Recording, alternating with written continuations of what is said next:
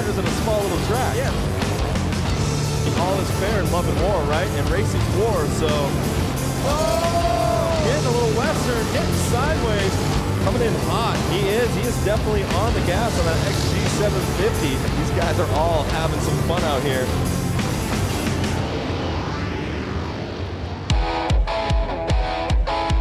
The epicenter of motorcycles, Milwaukee, Wisconsin, will tonight get invaded by every bike imaginable and by riders of all skill levels who have all traveled to UW Milwaukee Panther Arena. What's up, everybody? Welcome to Flat Out Friday. I am Brandon Graham, coming to you with our entire broadcast team for tonight. Of course, joined in the booth with X Games gold medalist Lance Corey, the voice of sideline reporting at the X Games, Diana Dahlgren, and joining the broadcast team, making his broadcast debut, by the way, pro flat track racer Johnny Lewis. Lance, I'll begin with you. You've been here since year one. You've seen this thing grow and evolve. For the uninitiated, what is Flat Track Friday all about? I just love it because it really brings first-timers out, first-timers for racing, and some of the best pros. So you see all walks of life out there racing. Yeah, the range of spectrum of riders. No one's got a better seat than you do. You'll be at the pits all night. Talk to me about the personalities we find out here at Flat Out Friday.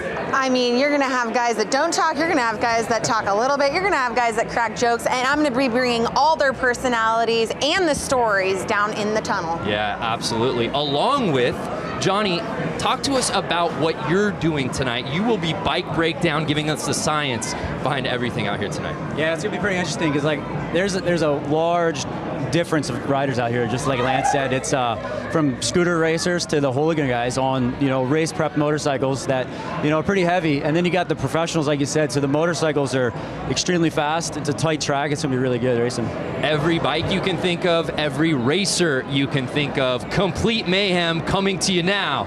Let's start racing. The fans invading UW Milwaukee Panther Arena, getting ready to watch absolute mayhem take place on this 1/16th of a racetrack, Lance Corey. Over 15 different classes of racing we'll see out here tonight, beginning with right there, the JV semis will be kicking things off. At the open amateurs, we have the women's main, scooter main, PW50, that's what the bike I started on right there. Oh, little 4-year-old Lance? That's right. The Boonie main, that's my favorite right there. Expert main. And if you've never watched this before, you're going, what do all these things mean? Don't worry about it. We got you covered. Obviously, we've got Lance here in the booth. We've got Diana down on the course. And of course, we have Johnny Lewis breaking everything down for us. Johnny, how's it going down there, man? It's pretty loud. So Johnny will be reporting to us live from the course all night long, giving us the behind-the-scenes access on everything. Talk to us about this opening class, Johnny. Man, there's a lot of guys out here.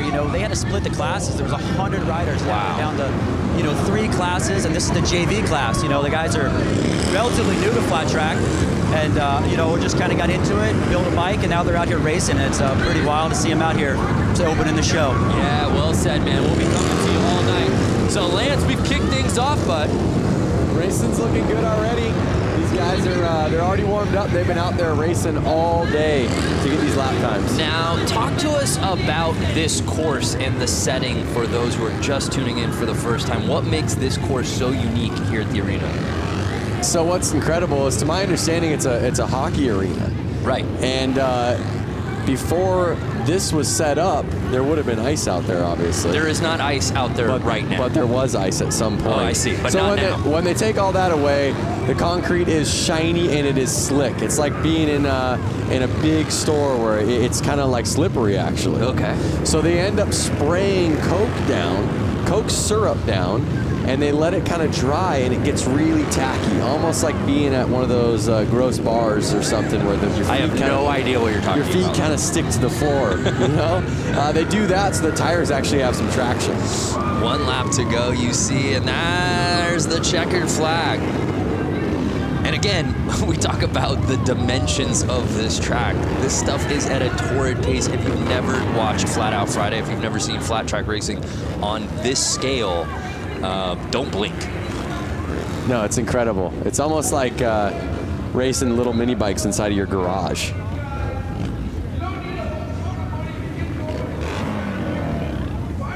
All the racers lined up, waiting to go out there for themselves. And we see Bob Reese finishing number 1, qualifying in our semi 1 of 3.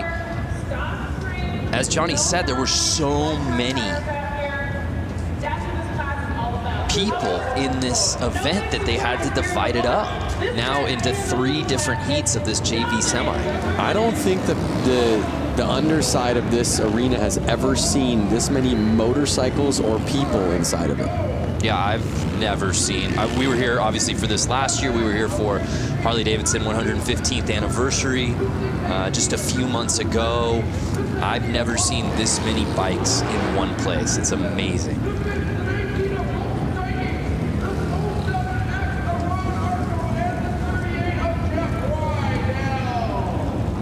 There's a great shot at our track here at the starting line. And one thing you'll notice as we get through these classes, right, Lance, is there's so much differentiation in bike. You'll see categories where you'll see dirt bikes, 450 cc's going against 750 cc's, and it really boils down to traction. Yeah, you're gonna see all of these guys out here right now. They're all on the Sportster platform. They're street legal bikes. That's kind of what makes it a hooligan class. And they're heavy, and they don't have much room to get these things to turn, so it's it can get squirrely. So this is hooligan JV semi 2 of 3. Oh, like that. 2 bikes down already. Pardon my getting on top of you right there, but no, that's what it's all about, and that's par for the course here on Flat Out Friday. I got excited to call that out right after I was saying you're going to see some squirrely riding. You can see them with the yellow flag out. That means some riders are down on the track, so kind of take it easy. And you can see all the riders kind of bunching up because of that yellow flag. It forces them to slow down a little bit, to be careful so they don't hit somebody on the track. So it gets the race a little tighter. Right there, you see a pass. Yeah. And we'll see Rydell in the lead right now. Is anyone going to catch him? 2 laps to go. No yellow flag out anymore, but the white flag is out. 1 lap to go. And now he's lapping people. Lappers can be dangerous, though.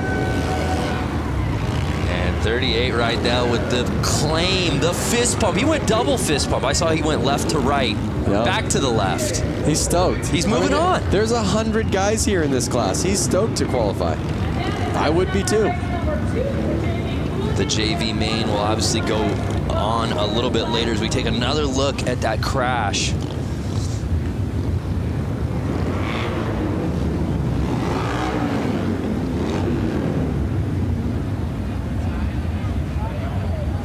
There it is. See that quick? Because he was so close to the other rider.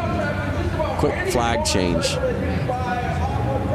And again, if you're just joining us, we're in the midst of our hooligan JV semi, 2 of 3. Jeff Rydell taking the win there, qualifying onto the main. Absolutely, the jewel in the crown of motorcycle racing, hooligan racing, indoor racing, this type of racing in the United States, hands down. There's a little bit of everything here, and the focus really is on fun. Look how huge. And there we see the kits. We should, again, different types of bikes, different types of riders. I think the highlight for almost all of us here is beyond the dressing up of the bikes is the dressing up of the riders themselves. Yep, that's for sure. A night like this, they kind of throw on a costume. You see a man right out there in a tuxedo. That's your type of tux. In fact, I feel like that's what you wore to your wedding. It's kind of a full onesie tuxedo. A full sublimated tuxedo. It's like it's a glorious, it's not a tuxedo t-shirt, it's a tuxedo onesie. Yep. But again, that's the cool thing about this class. I mean, these guys, these are their bike. Look at the bike closest to us. Oh, and a guy pulled in front of him. But look at the guy closest to us. Yeah. I mean, he is actually, you could see his speedo gauges on his bike. This is not a race bike. This is a bike that he takes to work and back, and he wanted to race. It's so cold outside. He's like, you know what? I'll race the race just so I can ride my motorcycle inside today. Oh, and it was 69 getting the whole shot. Nice. Oh! But he's cut on the inside by 00, the Tux man. Can Brandon Gonzalez get back up there to 00? I see the yellow flag out, and Brandon gets him.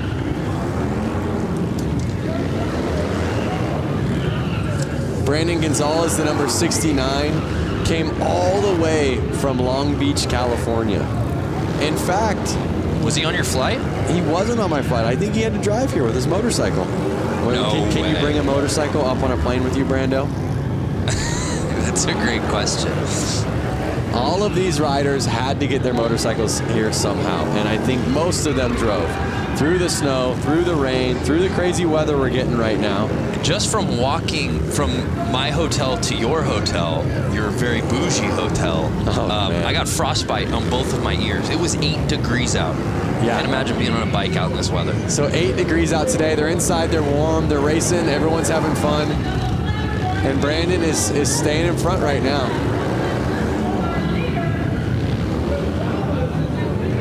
Now let's not forget, everyone here in the stands and all these riders, a lot of them are in town because tomorrow we're having the Mama Tried show. Right.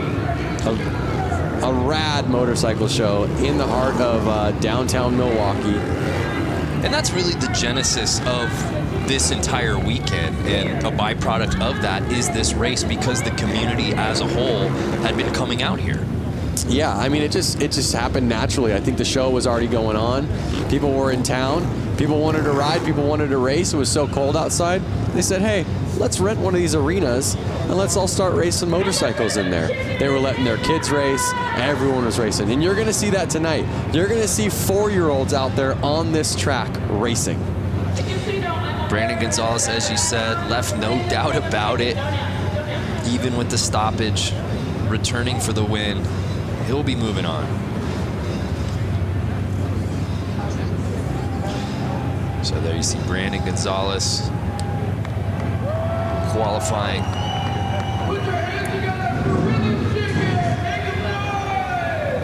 So I hear the crowd getting loud out there.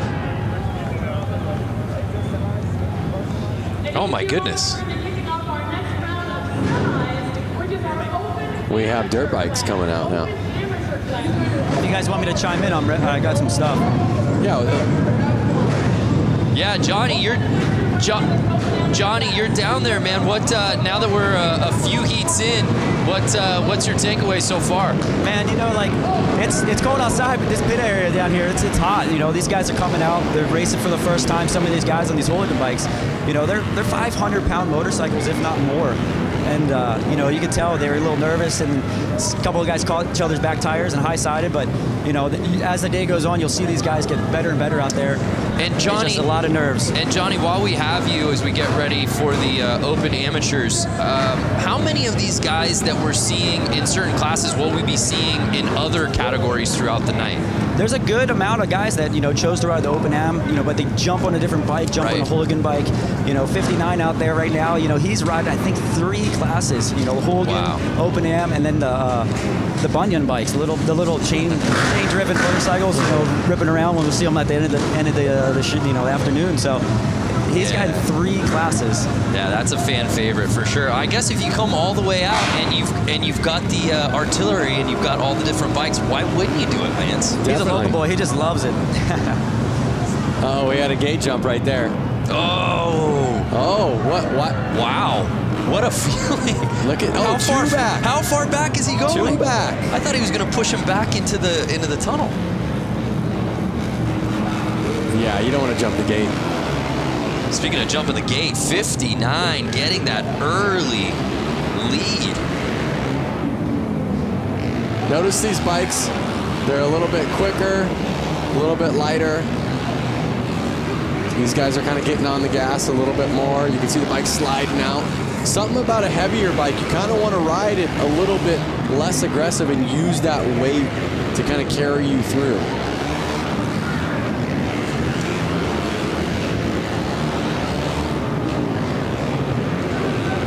So Kilkenny leading the way right now. I mean, you could see these guys. They're probably getting kind of lost on where are they in position. Right. The guy in first is all of a sudden passing you, and you're going, was the guy behind me that fast, or am I getting lapped already?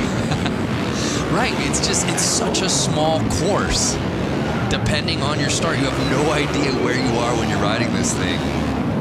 And that's what we say. And you even talk about the concept of Flat Out Friday. Obviously, somebody's going to win. Somebody's going to come in second. Somebody's going to come in last place. But that's not the premise of that. This isn't what Flat Out Friday is about. No, Flat Out Friday is definitely about getting out there with your friends, riding, and just kind of having fun, banging bars. I love coming into a corner with your friend, and sometimes you can hear your friend yelling, "Yoo!" It's all fun and games. I mean, you know, there might be a little bit of showboating at the end of the night, like, I took that race. But realistically, everyone is stoked for everyone, especially when everyone gets off the track healthy. Yeah, this is the spirit of a bike with a motor. I don't care what your background is, where you come from. When you come here, you're a part of the community. And harder to find anyone or any place that's having more fun than Flat Out Friday here at UW Milwaukee Panther Arena. Man, we're moving. Open Am, semi 1 of 3. There you see it. Notice how much time difference. So first place actually got 15 seconds ahead of second place. Wow. That's probably a lap. You could see the rubber getting on the track. We should send it down and see how sticky the track is right now. We should just have you walk. You want to just go walk a lap? No, but we have guys down there that can. No, I think you should. I think you should do it. I want the Boonie bike. If you guys haven't seen the Boonie bike, you've seen the Boonie bike. I've seen the Boonie bike. If the people watching haven't seen the Boonie bike, that's my favorite class. It's a little bike with a lawnmower engine in it. No suspension, barely, I don't think they have any brakes, and they're ripping around this track. That's the one that looks the most fun to me. Semi 2 here in the Open Ams. There you see our lineup. Some familiar names in this one, Lance.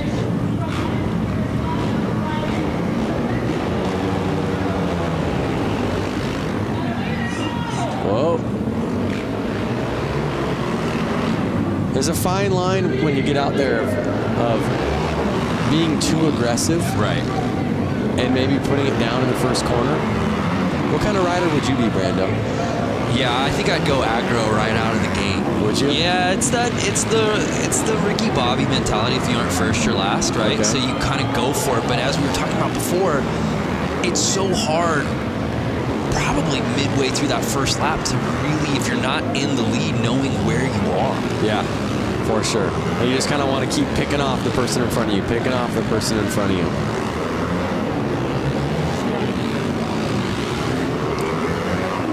Notice how far they're able to lean these bikes over on the concrete. They're really leaning them over far. I mean, the foot pegs are touching the ground. That was some racing right there. Yep. And I tell you what, if they don't stay in those black grooves on the track that they've been starting to make, it's a lot slipperier. So they're trying to stay in those locations so they know their tires are going to hook up and have some traction. Unofficial results. E. Brewski, there you see. Might be Brusky, but I like Brewski. Yeah? Yeah. Hope he's cool with that. But some impressive racing from him right there in our Semi 2.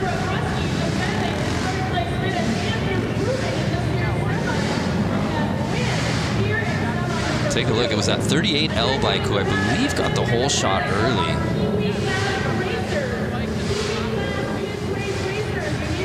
And then Brewski really making his presence known.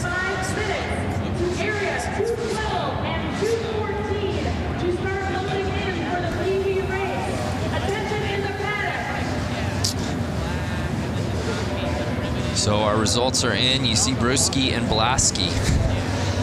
So 1 and 2 qualifying forward. Yep. I was just going to say, you see the Q on the side of their name. That's what is kind of letting us all know that they're going to make it to the main event. We're still just in the semis right now. These are just every rider that signed up. Towards the end of the night at this show, you're going to have all of the fast guys battling. That is really where it gets intense. Yeah, it's really neat. As we said before, you come through the tunnels here of the arena and you see all the bikes lined up. You see riders from all different backgrounds. Obviously, there are some very familiar names here who we'll be getting to a little later in the show. And then you literally see 10-year-old kids completely kitted up alongside like a Jeremy Twitch Stenberg. You know, Yep, it's amazing. And where else are you going to find that? No, exactly. You do see Twitch out there, who's well known in the motorcycle community, taking photos with all the kids that are geared up as well. I was one of those kids at one point, and I see little PW50s out there, the little teeny dirt bikes, and it brings back such good memories. And one thing about motorcycle racing is such a family sport. You really need that family support. It really creates, like you said, that community. Everyone's there to help out. Everyone's willing to lend a hand. And they're off. 25. And the Stars and Stripes getting the early lead. Notice, Brando, that bike did have front brakes on it. There's no more front brakes. Not to these eyes. It's all gas, no stopping. Yeah, and Lance, talk about the importance, especially on these dirt bikes, of the suspension setup. So you can tell compared to like a normal dirt bike you buy off a showroom floor, they've actually lowered the front end of it a lot, drastically. So that way the weight gets a little bit more on the front of the bike and they can control it in corners a little bit better. Also, they've taken the front fender off. It's not really needed. There's no dirt flinging up. They're able to see where their front tire's going a little bit better. But we may get a better answer down there.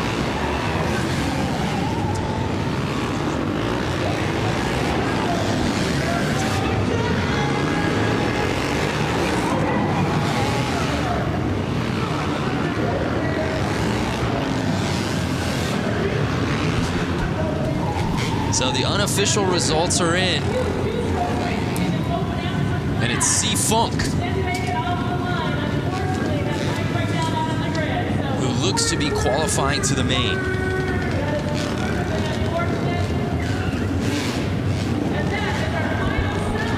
Johnny, can you hear us? Johnny, can you hear us? I can hear you now. All right, so you're down there. You've been seeing the hooligan JV class with the Sportsters. Now you're seeing dirt bikes get out there. From a ground level, what bike do you want to ride? What do you see a big difference in what's going on? Man, I'm partial to these hooligan bikes. You know, they're big machines, but you know, around this little track, they look like a handful, and I'm always up for a challenge. So, you know, these guys getting out here on these big heavy motorcycles in front of a big crowd like this is, you know, it's pretty amazing. You know, like I'm pretty stoked to see these guys doing it. Now you're going to get out here and see these pros get out here and do it. You know, there's a big difference. The lean angle's a lot different than the hooligan bikes, but you know, I think these hooligan bikes look like a lot of fun around here. Yeah, thank you, Johnny.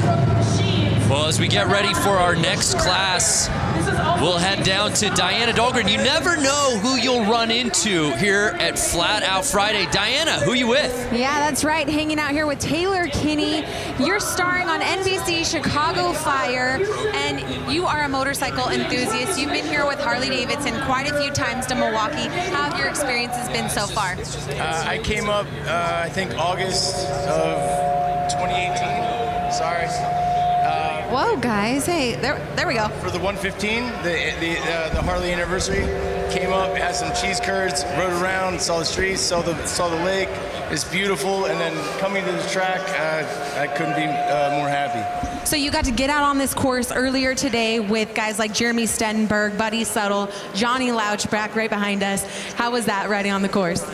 It was fun to rip around the track. We got here early. I think we were the first ones out. The concrete was a little cold, tires were a little cold. We slipped around a little bit. Twitch came out, started lapping us. Buddy came out, started lapping us. We picked up the pace and had a good old time. But yeah, after seeing what the guys are doing tonight, I was telling a couple of the boys, I think I would have ended up in the hay. Well, big round of applause. You didn't end up in the hay this morning. Thank you so much, Taylor, for coming to Milwaukee with Harley-Davidson. It's an honor to have you at an event like this. Guys, we're going to send it back up to you. God bless. Thank you. Love it. Yes. Hollywood taking over Milwaukee out here today at Flat Out Friday. Fans watching right now, are you interested in riding flat track at this summer's X Games in Minneapolis? The 2019 Harley Hooligan Qualifier goes to LA this year, taking place at the Born Free Motorcycle Show on June 20th. Keep an eye on Harley-Davidson social media and how to register. It all goes down on Harley-Davidson's social media, and you can find out more info at xgames.com.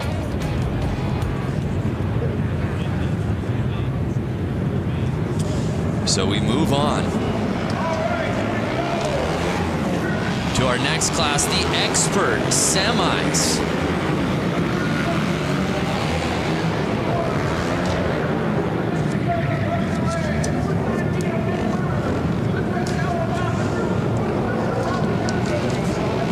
So here we see our first heat of the pro class. Jumping up to the line.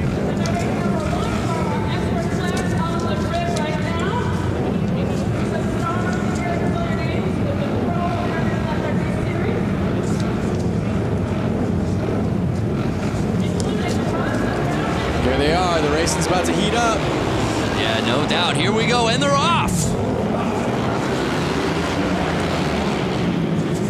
Notice that he's got a piece of carpet on his boot, Brando. That carpet on his left boot right there, so his foot doesn't actually stick to the ground. The ground is so sticky, like I said, his boot would actually get caught and rip his foot back if that wasn't on there. So it's Bowman leading the way right now, and he is absolutely lighting this track on fire, Lance. He's going to catch up real quick and get into those lappers. Now, these are experts. They're not pros. So these guys probably have a job. They're probably going back to work on Monday or Tuesday. So they're really just out here having fun. I mean, everybody's out here having fun. And there's a great shot as you see our leader. So many of these riders, the setup, especially on their foot, the boot that's hitting the ground, as you can see, taped up to the max. It looks like he's actually got a little piece of carpet on there.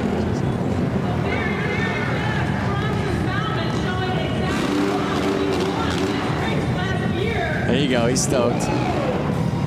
Right from the get-go, he does not look back. Takes off, and he's gone. That's what we call a no-doubter, Lance. Bam. See him lift his foot so he can kind of bring it over those cones that are saying, hey, this is the inside, don't go any further.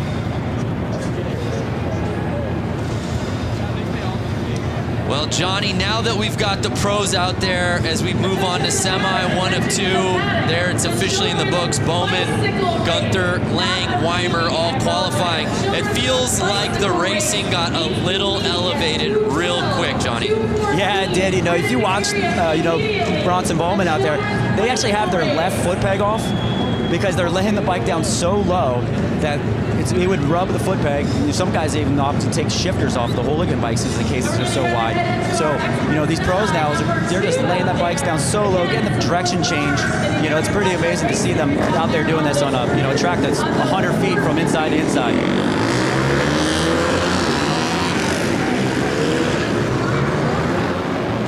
I love that camera angle of that straightaway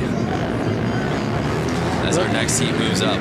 Look at them coming out. They're just so fired up. That lap that they just hit, they were behind the gate. They're like bulls waiting to go. I'm telling you, everywhere it seems like it's raining or cold. These guys are stoked to be inside, warm, riding their bikes with their friends. And there's a look at our semi 2 of 2 roster here in the expert class. 8 riders. Half of this field will be moving on to the final. Who will those 4 be? Let's get ready to find out.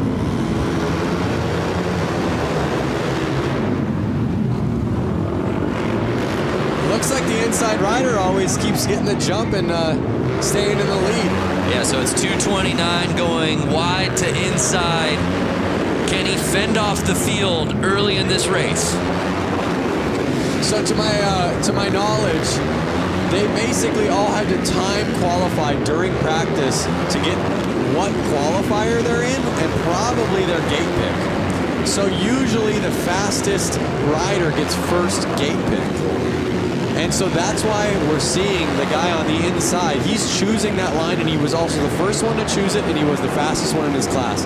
That's kind of why we're seeing him be able to take off and lead the race and win the race in the last two classes. So it's Mishler leading the way in the 69 polka dot kit. Can Monaco catch him on the final lap? No, and it's Mishler taking it. And it looks like Weiss might have actually passed Monaco there on that final lap.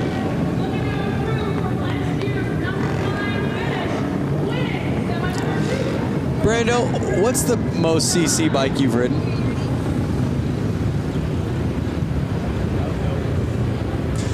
Oh, let me look back in my lifetime. You know what? I think it's got to be a 900. A 900. A 9. So to give you an idea, these are 450s. Right. And the Sportsters you saw out there were basically 1200 cc's. So you can imagine how big that bike is. That I can. I can imagine it. I can imagine it. Hey, let's head back to Diana, who I believe is with some racing royalty. That's right, racing royalty. If you guys watch the flat track series across America, you've seen Sammy Halbert, you see Jared Vanderkoy, and they are here tonight. Give a huge round of applause for these amazing, talented riders. Now, Sammy, this track is a lot smaller than what you guys are used to. Walk us through what you guys are going to do here tonight. Yeah, I love racing these little indoor short tracks. I grew up racing indoor short tracks, and you know, they call me Slammin' Sammy for a reason. So we'll see if I have to pull out the slam tonight. You know, I'm not afraid to if I have to, but you know, I know it's, you know, after watching the main here last year, I know you got to play your cards right. There's a lot of lap traffic in that 35 lap main event, so we'll see what happens. Just happy to be out here racing, putting on a show for the fans, and representing for Harley-Davidson. So, Jared, come to that. Has your teammate ever gotten dirty with you in the corner? Has he knocked you down? Has he slammed you a time or two? Yeah, we've had our run-ins in the past, but not as of recent. But yeah, it's going to be a good event, so hope you guys all enjoy it. It's going to be a good time. So thanks Harley-Davidson for having us out, and everyone for coming out here, and hope you enjoy. You guys give a huge round of applause. Jared Vanderkoy, Sammy Halbert, you guys are amazing. Thank you so much. Guys, back to you. How about Sammy just saying, hey, I'm ready. If I got to throw up elbows side to side, I'll do it. Yep. They call me slamming for a reason. I'd be a little worried to be in his semi. All right, here we go. Sammy, of course, needs no introduction on the flat track, American Flat Track Series, of course, X Games as well. But I want to say something. I stand corrected. The experts have pros in the class. Correct. So I'm not sure if every single expert is a pro. Or can an expert be an expert without being a pro? And can a pro be an expert well, a pro without being a pro? A pro, of course, is an expert, but an expert isn't always a pro. Is this a riddle? There's no answer to this circular question. But the racing continues as we take a look at our semi 1 of 4 here in the hooligan. Now this is class. open. This is open hooligan. So Correct. These guys have faster lap times. They're a little bit more seasoned. They've been doing it a little longer. We're going to see a little bit more carnage here. These guys want to win. And also, just look at the size of this field. Again, though, it's not something that they want to win. We saw some gate jumps. It's not something that they want to win just to be winners. They want to keep racing. So this is just a semi. Right. Yeah. They want to win. Very good point. Just so that they can go out there. They can just again. stay on their bike. Yeah. So if they don't win or they don't get the top position in this, they're not making it to the next round. Right. And most of them, they drove so far to get here. They just want to make it to the next round and get more laps out there. So you see a bunch of bikes getting back there in the 3rd starting position. Those are all the guys that jumped the gate. Kind of teach you a lesson right there. Take you to the back of the classroom is what they do. And they're off.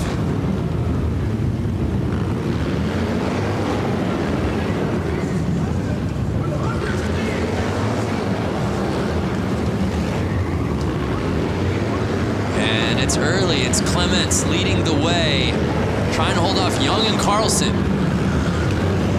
I know Clements himself traveled all the way from California to get here, so he wants to stay out there. He wants to keep racing. And is there a better outfit early on than Carlson's tassels? I'm getting a very Lloyd Christmas briefcase money look. Oh, he's in the lead. Yes! He grasped the lead with the tassels.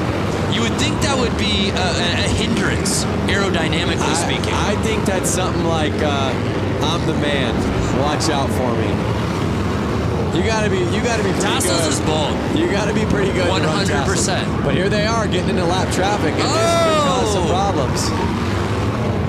Final lap. And there it is. Checker flag is out.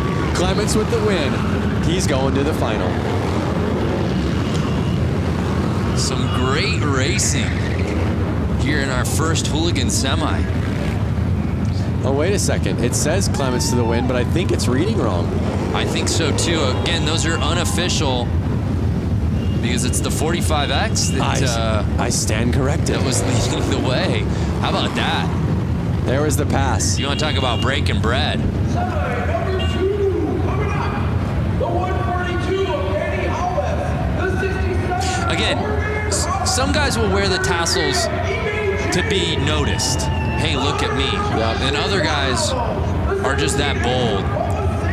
I think he had a little mixture of Benny Carlson. It was Benny Carlson that wins it. And notice he's the only one that's going to qualify. Jason Clements, all the way from California, is turning around. Less than bragging rights, he doesn't get to go out there and race again. Got to bring your A game in these semis, Brando. Yeah, well said. The show must go on.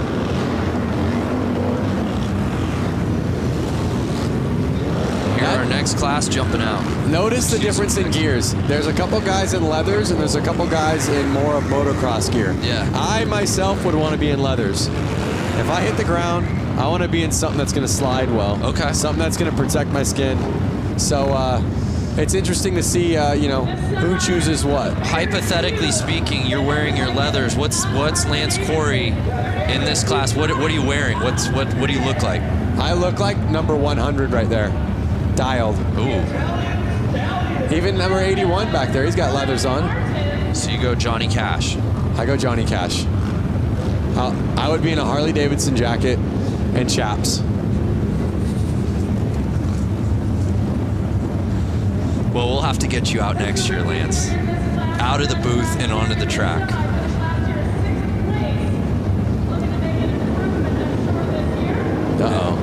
Oh, that was some jumping. So he wore leathers, he was there with the protection, but he was a little too anxious. Well, and you think about it like this, Lance, right? Most of these guys have been getting practice laps earlier in the day, and there was some racing, some qualifying even to get to this point before we even went on air. But a lot of times now it's getting to sit and wait, right? You've been waiting for this moment for your name to be called. Adrenaline is pumping. Yep. Can you really fault these guys for false starts right out of the gate when they've just been waiting? No, you can't. There they go. That looks like a clean start. 142 with the whole shot. Holbus in the whole shot, and he was again on the inside line. You're seeing that inside line pay off well. Will he cling to that top spot, though? It's looking promising so far.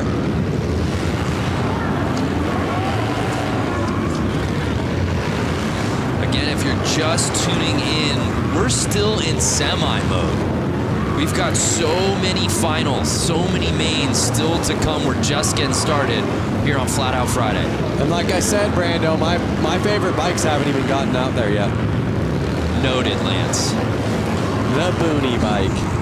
The bike that's in your shed.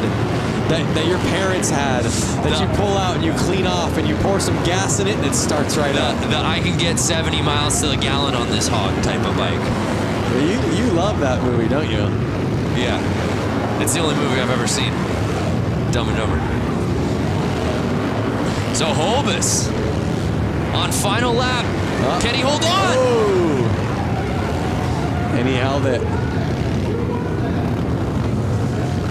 Is that our guy Louis Louders that came in second there? Yep. We've seen Louis Louders at the X Games hill climb. Along with his brother. Yeah. The Harley hill climb. Again, these are guys. Louis Louders is a guy, he runs a Harley-Davidson dealership. Yeah, has a dealership. So he was probably at work yesterday. I believe he's a Wisconsin guy, if I'm not mistaken. But we've seen him travel for the love of amateur racing.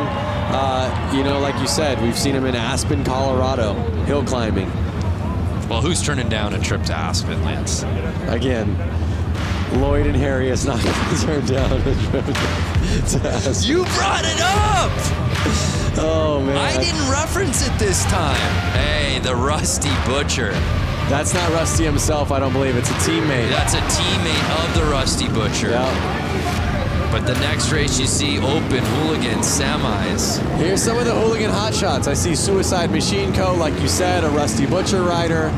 So these are some of the guys that kind of really made hooligan fun again. make hooligan fun again. I've seen you wear that racing hat. Fun again. Rusty Butcher gloves right there. Twisting the grip. Pair of Thrash and Supply gloves right there. Whoa! Twisting the grip. Thrash and Supply Co.? That's right, baby. Like you said, a lot of these guys' palms are probably sweaty. They've been waiting around for this race. They're fired up. Palms are sweaty. Mom's spaghetti. Don't do it. I knew it. There they go. Clean start. 963. Mikey Virus, a Rusty Butcher, got the lead. He was on the inside line again. What a clean looking bike. I was just gonna say that. These guys build these bikes specific just for this event.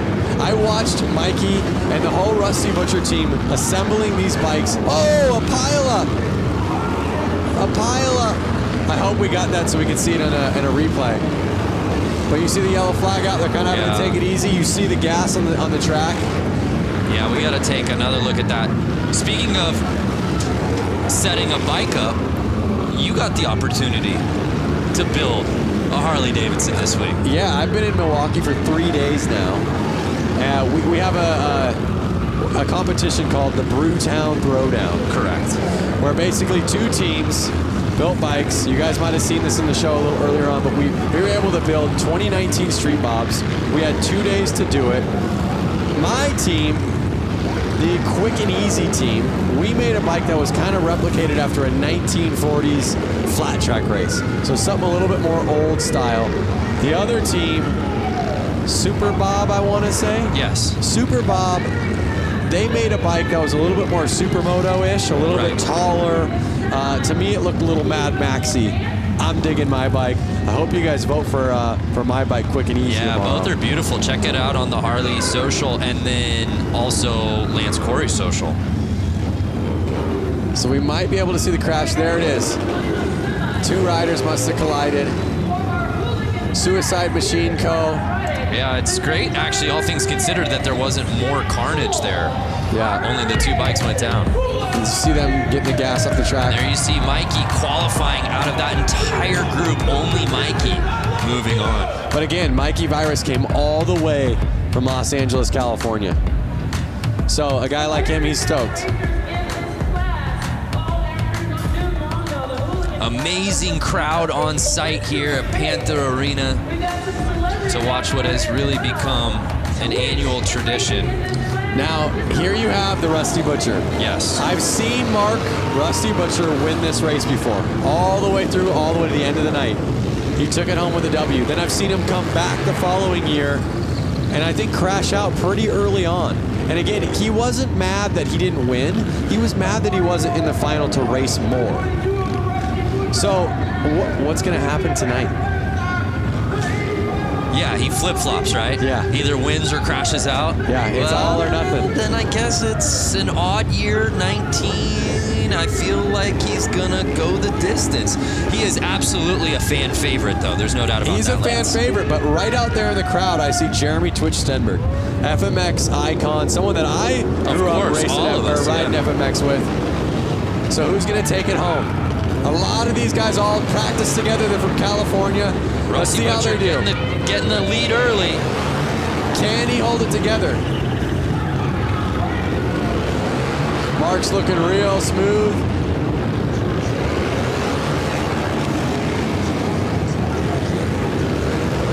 He's looking confident. He's got his eyes on the prize, but you see a couple riders on his tail. They want that position. That is the position that's taking you to the final. Are they going to go easy on him? Are they going to throw a tire in? Are they going to take him down? But we got a battle here midway through this race. 3 laps. Oh! No! Mark the Butcher goes down, and it puts Buddy Subtle into the lead. Buddy Subtle taking over the top line, but no, Bush taking the lead from him. Wide. They're coming into Mark now, who's a lapper who was just in the lead. Final lap time. Will Bush hold on? Looks like Bush has got it. And Bush gets it. Oh, and what a heartbreaker. Subtle comes in second for Rusty Butcher. What a transition. You go from Rusty Butcher laying it down, Buddy Subtle then in the lead, and then you get the number 44 of Bush taking over the win. There was 3 different leaders in that race. That was some of the best racing we've seen all night. Oh my goodness. And you said it right before the race began, partner. Butcher wins it outright, crashes early last year. What's he got this year? In the lead, we think he's got this thing comfortably, and crashes out. It's such a, I feel so bad. And there you go. What do we got? I don't know if those results on the screen. I don't know that that's official. I'm not sure. I have to disagree. I had my eyes on that pretty well. I feel like there's somebody we can talk to here. Please put your hands together because there is going to be a wedding taking place. Well, before we move on to our next race, here's a word from our Diana Dahlgren. Hey everyone, Diana Dahlgren here. Enter for your chance to win a VIP trip to the 2019 X Games in Minneapolis. And you could be down on the racetrack with me during the Harley Hooligan race.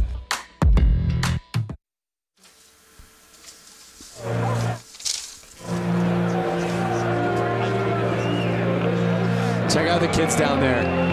On bicycles, pumped up. They got their helmets on. They're ready to go. They've got more energy than the older guys, huh?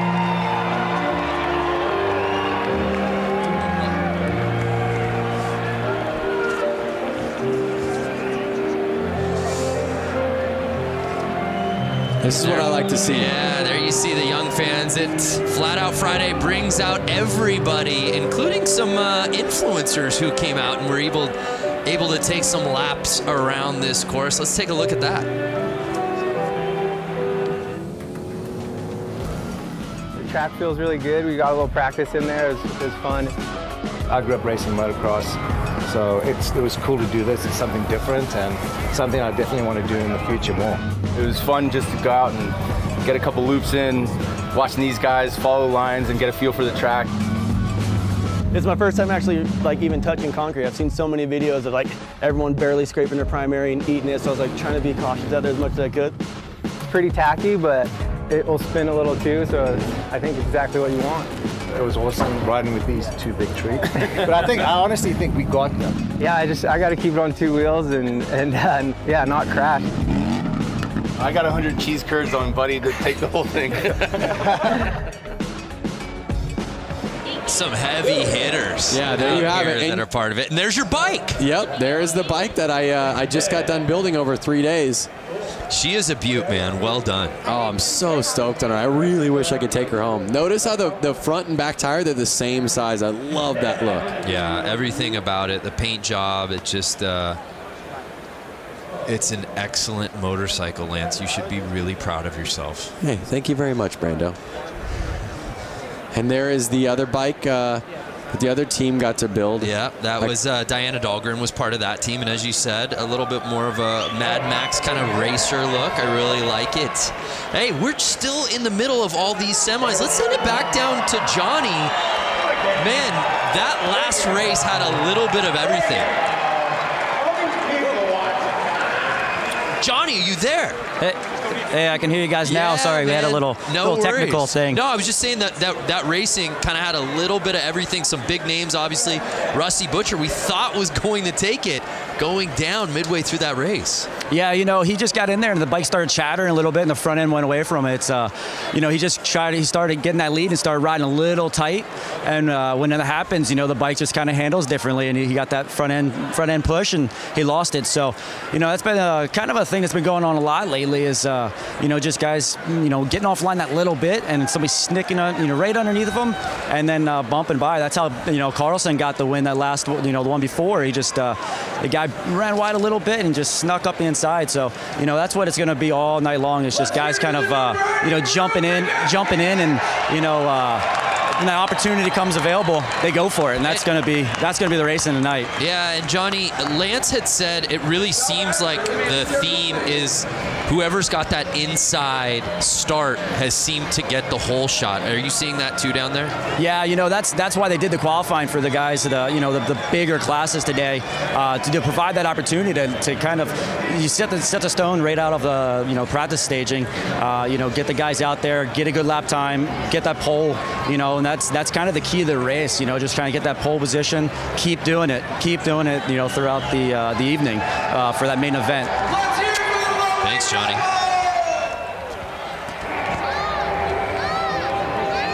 Packed house out there, tons of energy. Love it.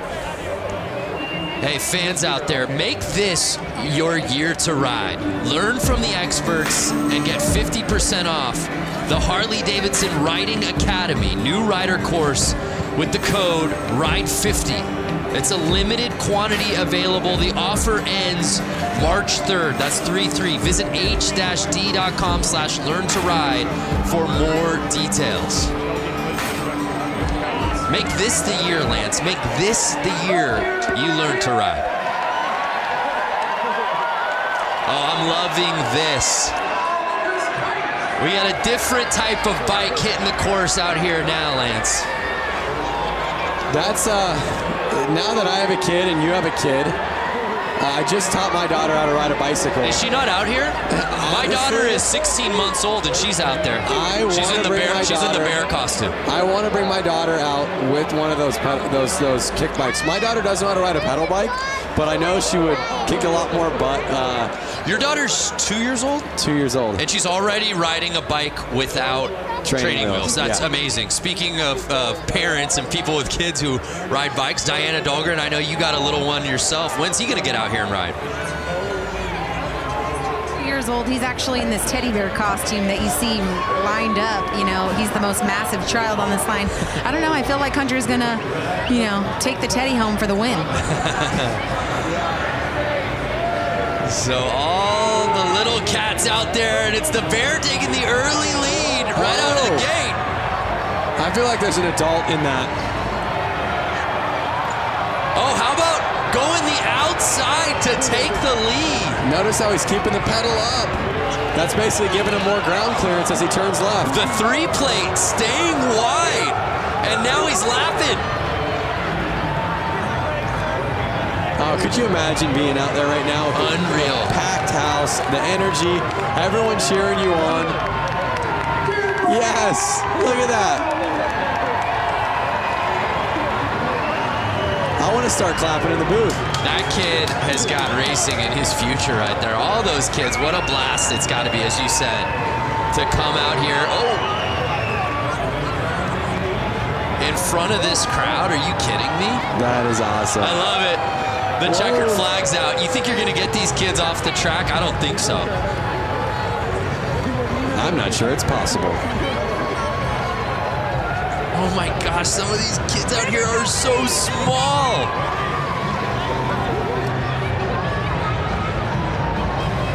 Speaking of kids and bicycles, Lance, I know you just got a new bicycle. I did just get a BMX bike. I grew up riding BMX bikes my whole life, which I'm sure these kids are going to do. I'm sure most of these people racing have done. Most people in the stands. And it just was something that, it was like a calling of like, you need to kind of go back to what you did as a kid and find that real organic fun. And did you find what you were looking for? I found exactly what I was looking for. According to your Instagram all last week, it seemed like you found it pretty much every day at the park. Yeah, I went to the skate park every day and had a blast. Look at that little kid cruising his little pedal go-kart.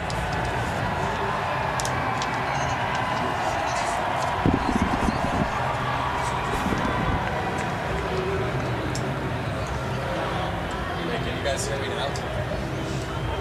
Yes. All right, well, those kids wrapping it up. Let's head down to Diana, who's with our competitors. Diana. Hey, you guys. So I'm down here with these stars, tomorrow's stars. Alrighty, so you just ran the track here at Flat Out Friday. How was that track? It was really fun.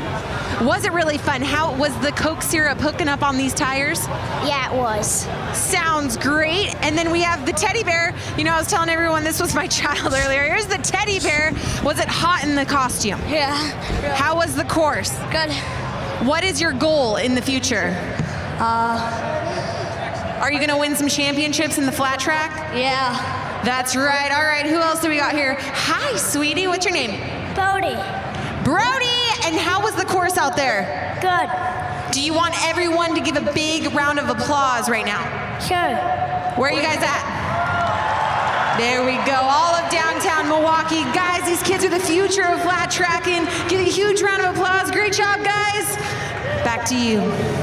Thank you, Diana. I love asking the kid in the bear costume, what's your goal in life? And you just saw like his entire life span before his eyes. Like, what do I want to do with it? Where do I want to go?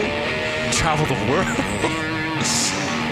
There's a look at our main still to come tonight. If you've been with us since minute 1, thank you. But we just getting started. Some of the best classes are coming. Who do we have lining up next?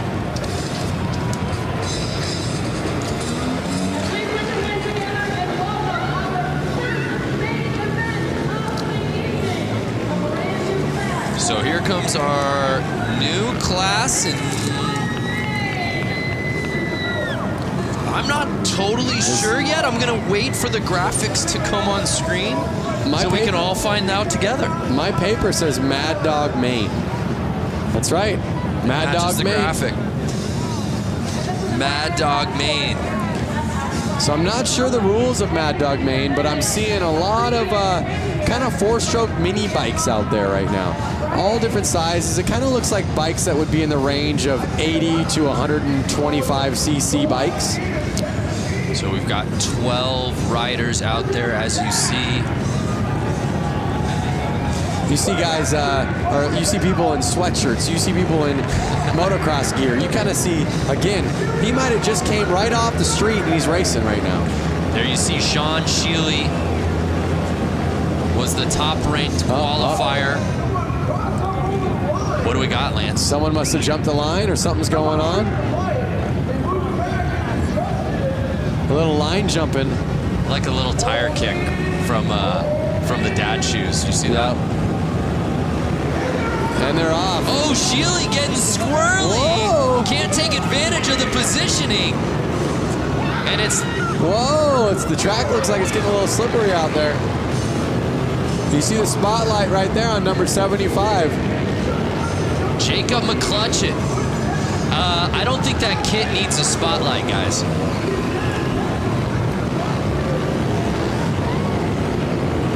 Now again, this looks like a bike that's a little too small for that rider right there. And but again, sometimes riding the smaller bikes is more fun. And it feels like, again, traction, the name of the game on a course like this. Having that bike control. Oh, we see a pass.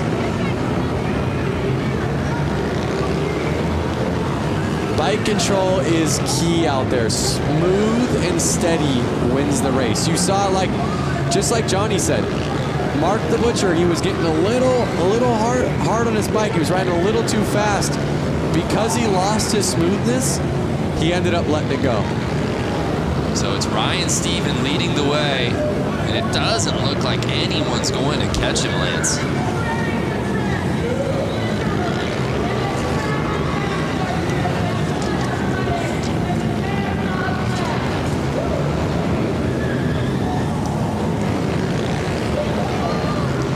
And now he's starting to lap. Some great racing out there. You're seeing bikes that are pretty new, bikes that are from, you know, the modern era, and I even see some bikes that are probably 10, 20 years old out there. It's interesting to see how the technology on these bikes hasn't changed much. Mostly visuals, mostly just the cosmetics, the plastics. So final lap, and it's Steven taking the win, at least unofficially, but to these eyes, you can pump that fist, Steven. Ryan Stephen taking the top spot, followed by McCutcheon. McClutcheon, excuse me.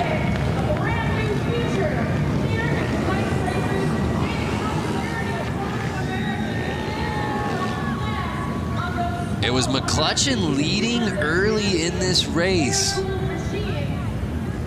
And let's see if this is where the pass took place.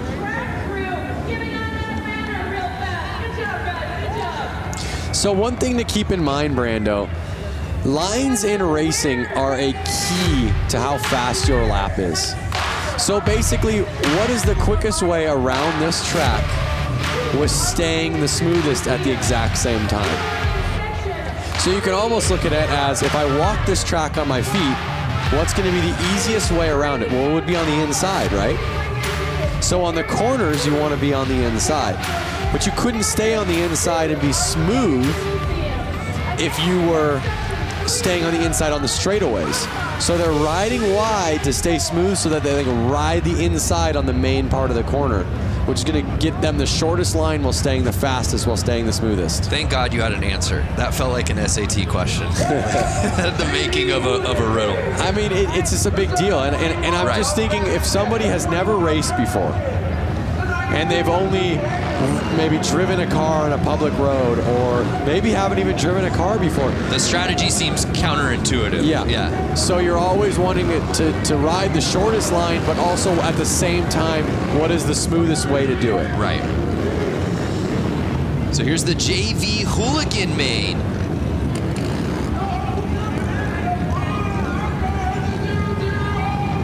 Some familiar names on this roster you'll see in just a little bit, headlined by guys like Bob Reese and Brandon Gonzalez, who looked so good early on this course this evening.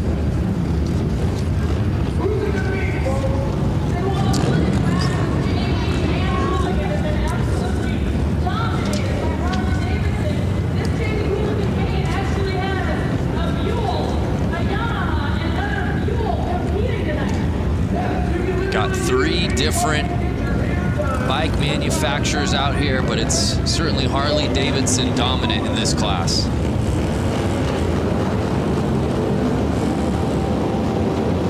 So just to give you an idea, I see the number 7 out there, Juan Arceo, right there on a black Buell.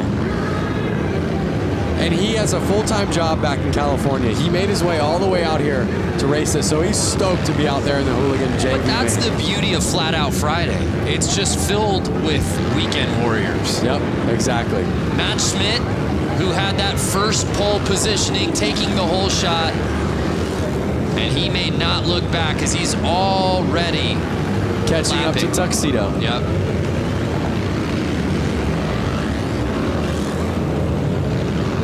Lappers pushing wide right there. Schmidt staying in the lead. Looks to me like he's going to run off with it. Still 8 laps to go. But Schmidt clearly knowing his way around this course. He's kind of already catching up to a couple other lappers.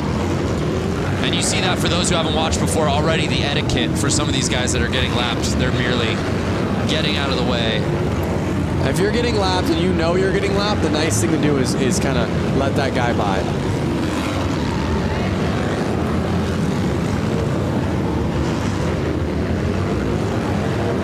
So let me ask you something, Brando. If you were out there, what type of gear would you be in? The tuxedo?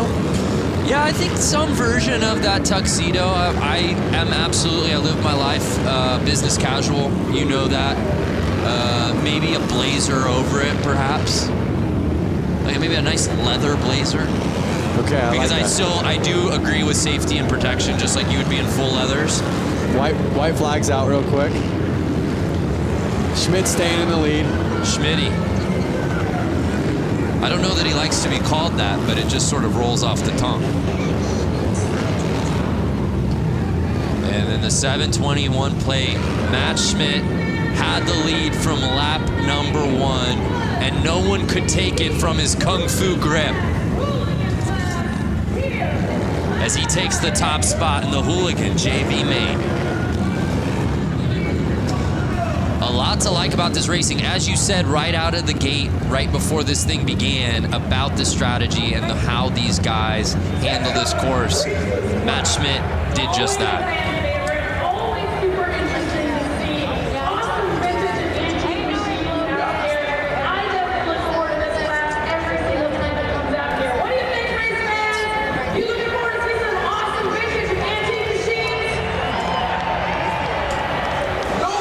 So it's Matt Schmidt taking the top spot. There's a look at our results from the Hooligan JV main. Let's send it down to Diana, who I believe is with Matt Schmidt. A huge round of applause for Matt Schmidt, who's taking the win here in Hooligan JV class. Matt making that look so easy out there. It looks like you belong with the Hooligans. How was the course?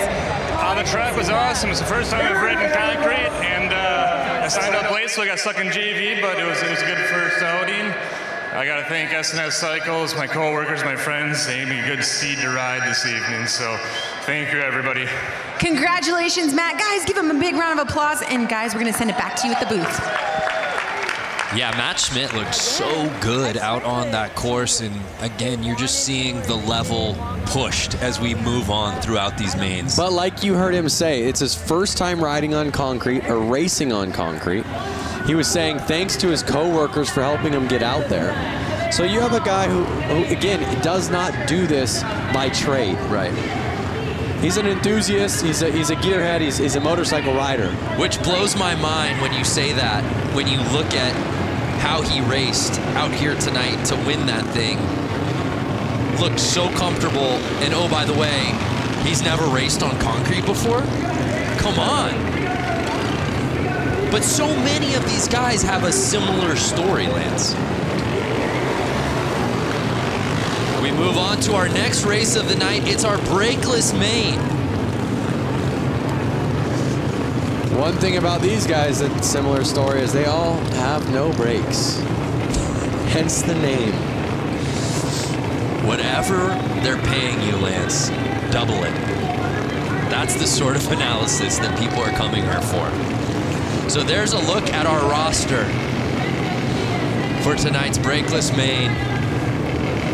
Randy Braulich will be in that first position on the inside.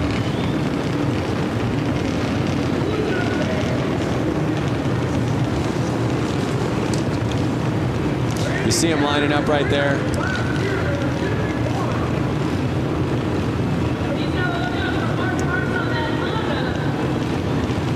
Oh, let's go to the gram. Oh, excuse me, I believe this is Twitter. Paul James at James Gang Racing. Go time. Only one round of practice on to the heat races at Flat Out Friday. The girls who ride out ya at Flat Out Friday. Women's hooligan races are so rad. Could not agree with y'all more. The girls who ride. Hashtag Flat Out Friday. Join the conversation. And Randy Braulich, the 51 plate, shot out of a cannon, Lance. He did. Look at him just dragging that foot on the ground. Oh, he brought it up right there. Dragging his foot with the carpet. Brings it up on the straights. Puts his foot down in the corners. He puts his foot down in the corners kind of to brace himself so he can feel where the ground is.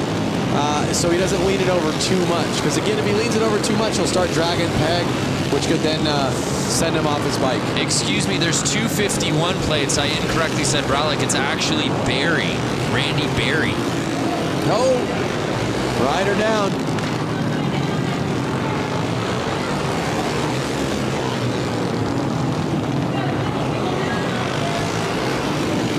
And the Stripes are able to get the bike off quickly there.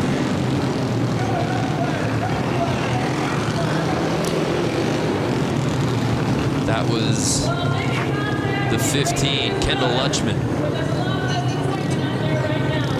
that went down. One thing that's so cool about this race is they really keep the styling so vintage and so pure to flat track with the striped shirts for the track helpers, the all white gear for the I'm not sure what you would call them, the track kind of flaggers, and I guess they're the flaggers. Oh, it looks like he's hurt maybe. Yeah, so we have eyes obviously down there on the course. Diana, what'd you see? What happened there? Yeah, so basically it just went down in the corner, but what my angle shows is that his leg got trapped under his bike, and it just took a couple. But right now, with the red flag, since they got so many, and they're going to do stack. We losing Diana there due to some tech difficulties. We'll try to clean things up, but that's a tough go. So I don't know if you were able to catch it earlier, but the front wheel on his bike, look at the front wheel. Tacoed. We call that tacoed because it's folded like a taco. Oh, that's why you call it taco. I'm done trying to help No, I you. gotta tell you, the stuff that I am learning from you, Lance, is just blowing my mind. Doesn't look like he's doing too well. I mean, he's back up on his feet, but... Yeah, it's good to see him popping up, but how... I mean, my goodness, I hope that Panther Arena gives this man a hand, because you see what happened, and as Diana said, basically that wheel going over the leg, you see what happened to the wheel. I'm not even sure if that bike rolls. I think they're gonna have to lift the front wheel up to get off the bike. But you see the rest of the crew lining back up to finish this race.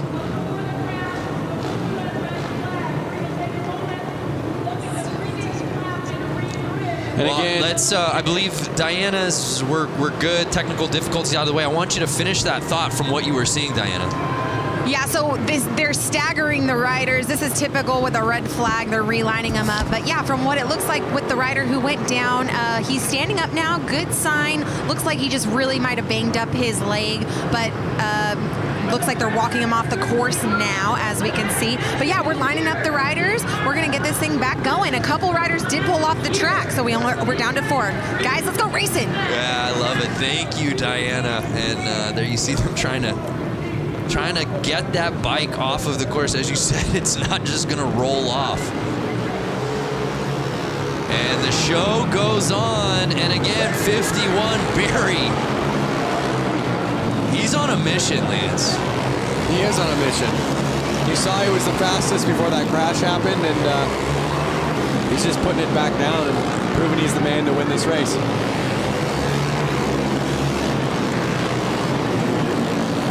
4 laps to go. And it's Barry with a sizable lead. And as you said, Lance, going outside to in. You don't think it's the fastest way to go, but that is the route to success out here on this course tonight. And Barry doing just that.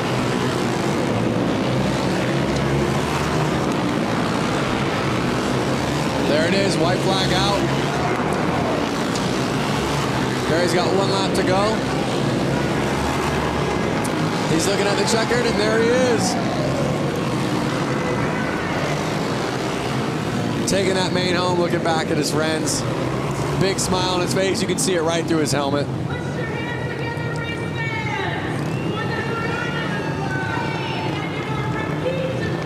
So even with the crash and a little carnage, it was Barry who had to, even after the restart, get that lead back and win it outright, and that he did.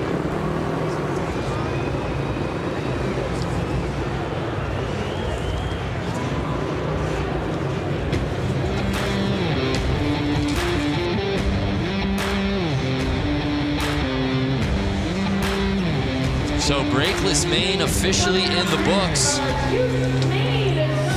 One name I do want to point out, Chuck Dickinson.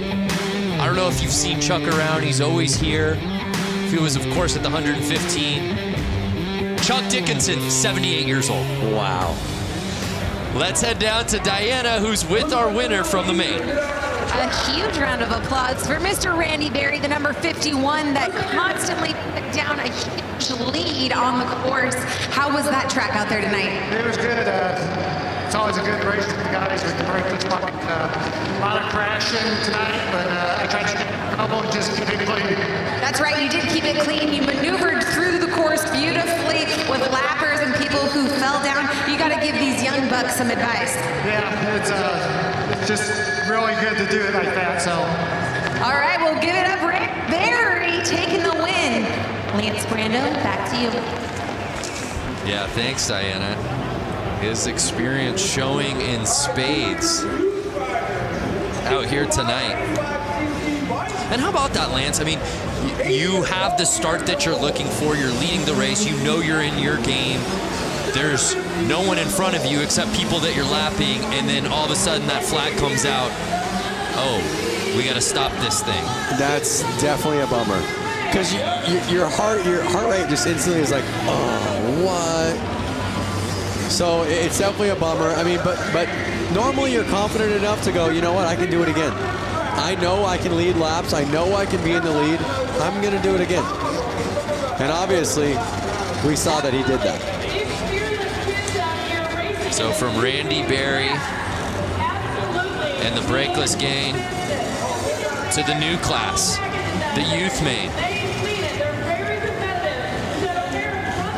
So one thing about all these youth bikes lining up, I can hear them, and they're all two-strokes, meaning they're all different style engines than the last ones.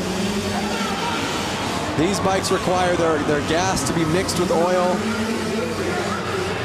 They're all about 85cc bikes. You can hear it, you can smell it. Oh yeah. And a couple of Tidwells in first and second. It's Trevor Tidwell in the lead. His brother Tyler behind him. These riders have to stay out there for 10 laps.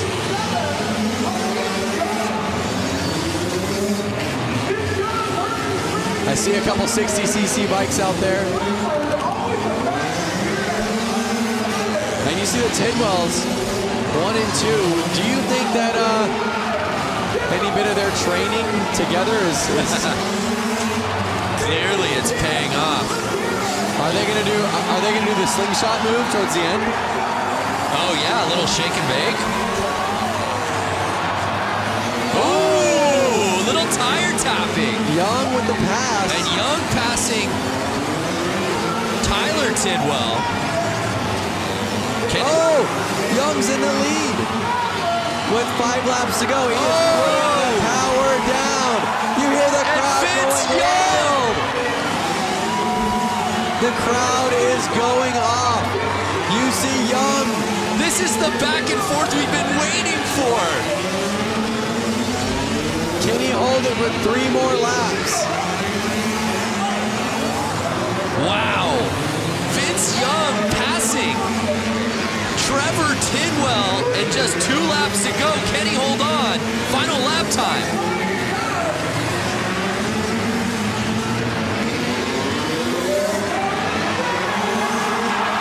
Wow. And did Tidwell pass him?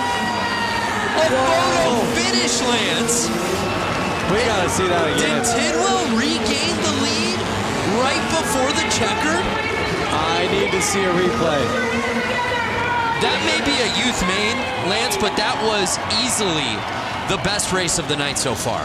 It's only going to get better. Wow. Here we are.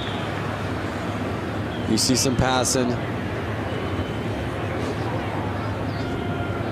He's letting a rider back out on the track.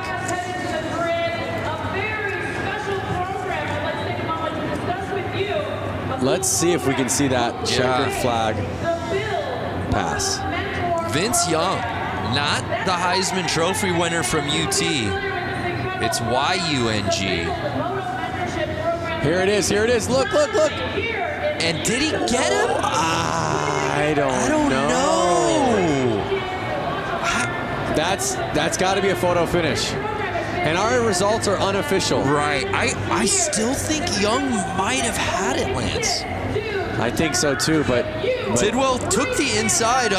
We'll see. We're about to get our official results dropping.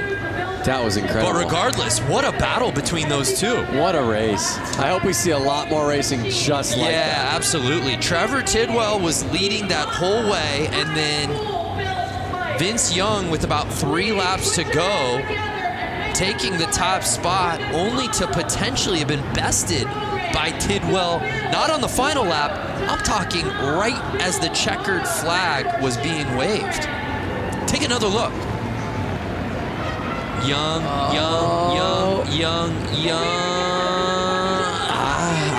Tidwell on the inside just makes it so interesting. Look at how leaned over Tidwell was. Carrying his momentum right out of that corner. Leading the bike. That's some savvy racing right there. Incredible. What's up, everyone out there? That's a lot of people getting on the Jumbotron for the first time in their lives. Oh, kiss cam. Kiss cam.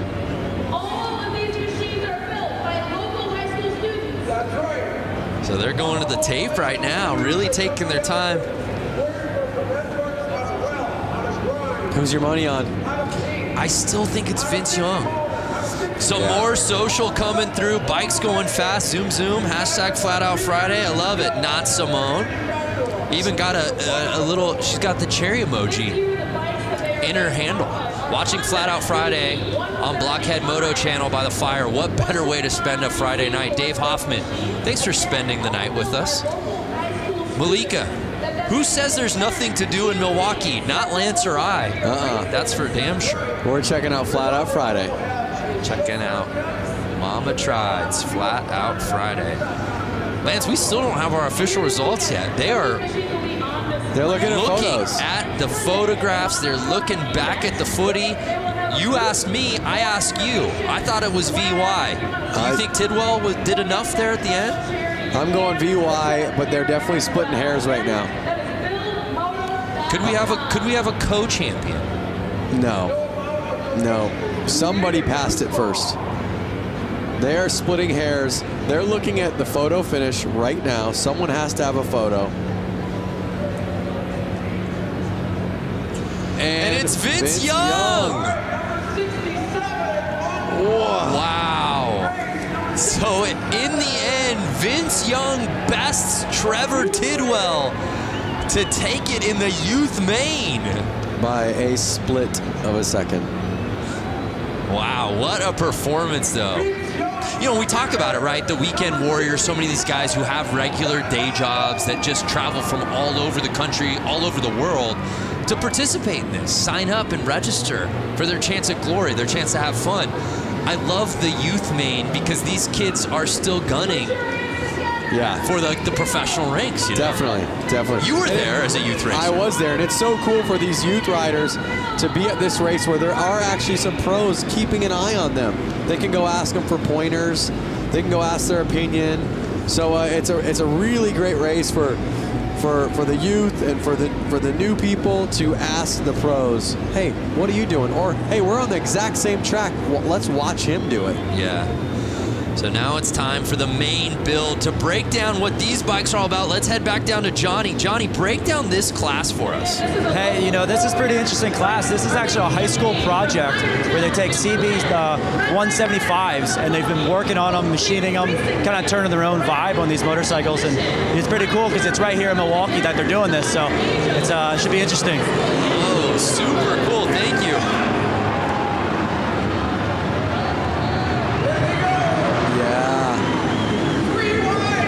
How rad is that? See, I want to be on one of those little bikes like that. Some you're proud of, some you're having fun on, but some you're not as worried to kind of drop if you accidentally go down. Miss Cho leading the way on the 35.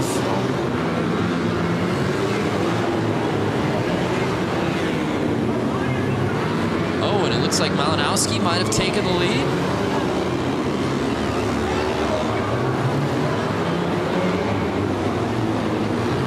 8 laps to go.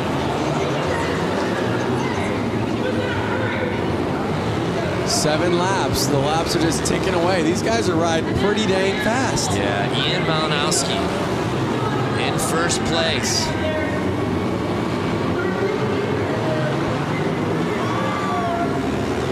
And now Ian's making the passes.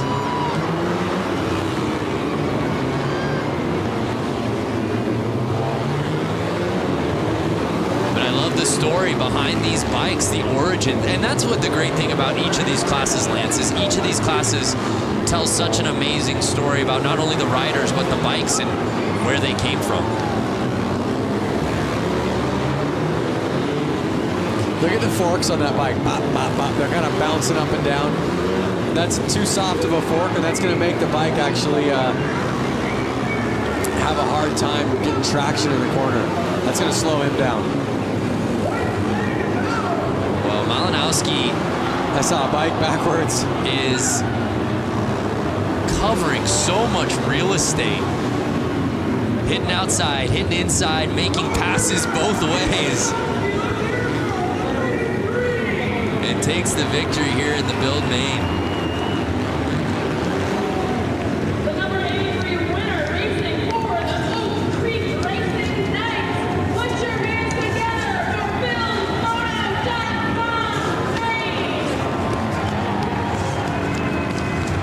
That class looks like fun. And to top it off, they had a lot of fun building those bikes. You built a bike earlier this week. I would have loved to see you jump on that and figured out which class you could have gotten in with that thing. I think that class would have... I know we have a couple cool classes coming up. It would have either had to have been hooligan, inappropriate class. I could absolutely see you. We could have gone out there in that one.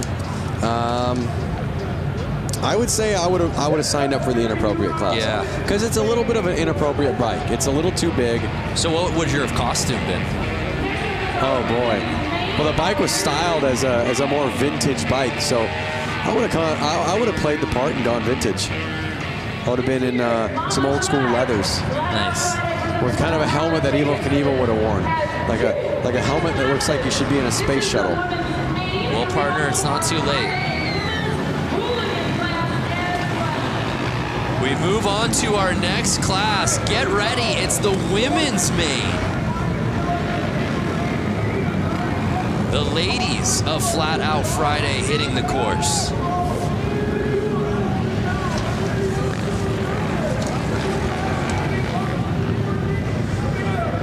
We've got 12 riders out here.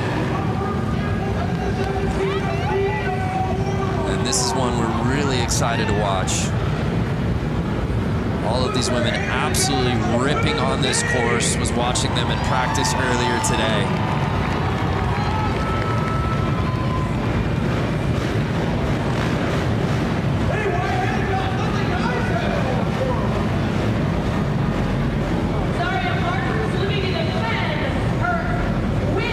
I see a lot of different CC bikes out there.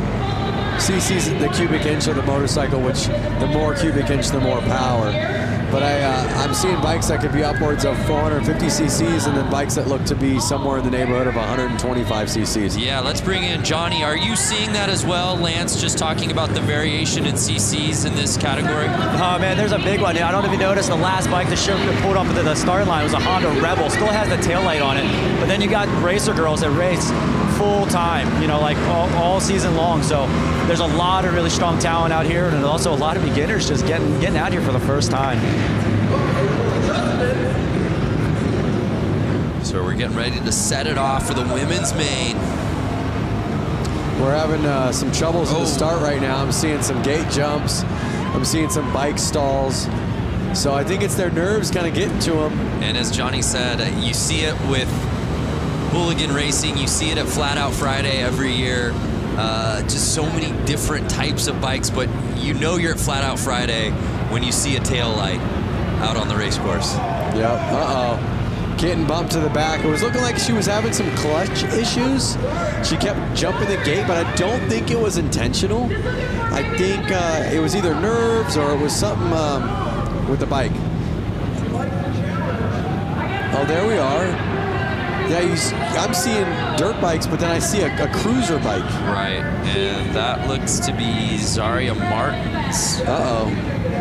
Oh, she has to be on the third line for those mistakes. They're off.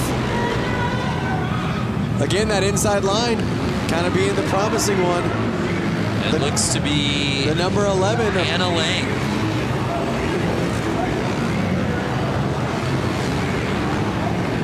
Hannah Lang leading the way. Annie Wyman now taking the lead away on the 158 plate.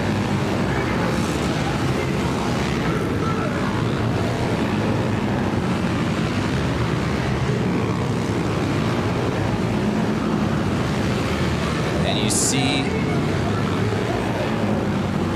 the control around the turns and then just gassing on the straightaways. This is what I love about Flat Out Friday. I see dirt bikes and I see street bikes out there. Nobody's scared. Everyone's having fun. Nobody's trying to hurt anyone. Good times on a Friday night. Right.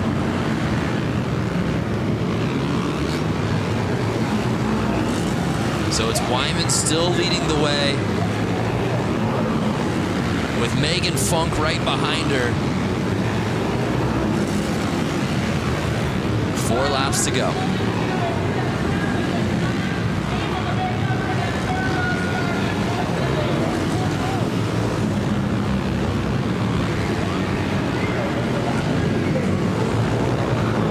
If you were in this, Lance, would you find the spotlight to be distracting?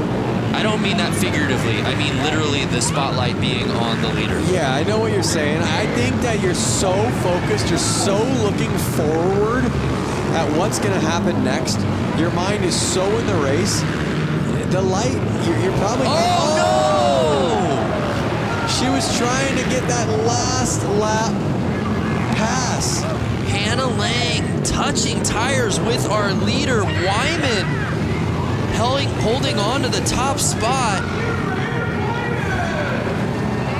So I think that the spotlight goes unnoticed. I really do. I think your mind's so focused on the race, that's not something you're thinking about.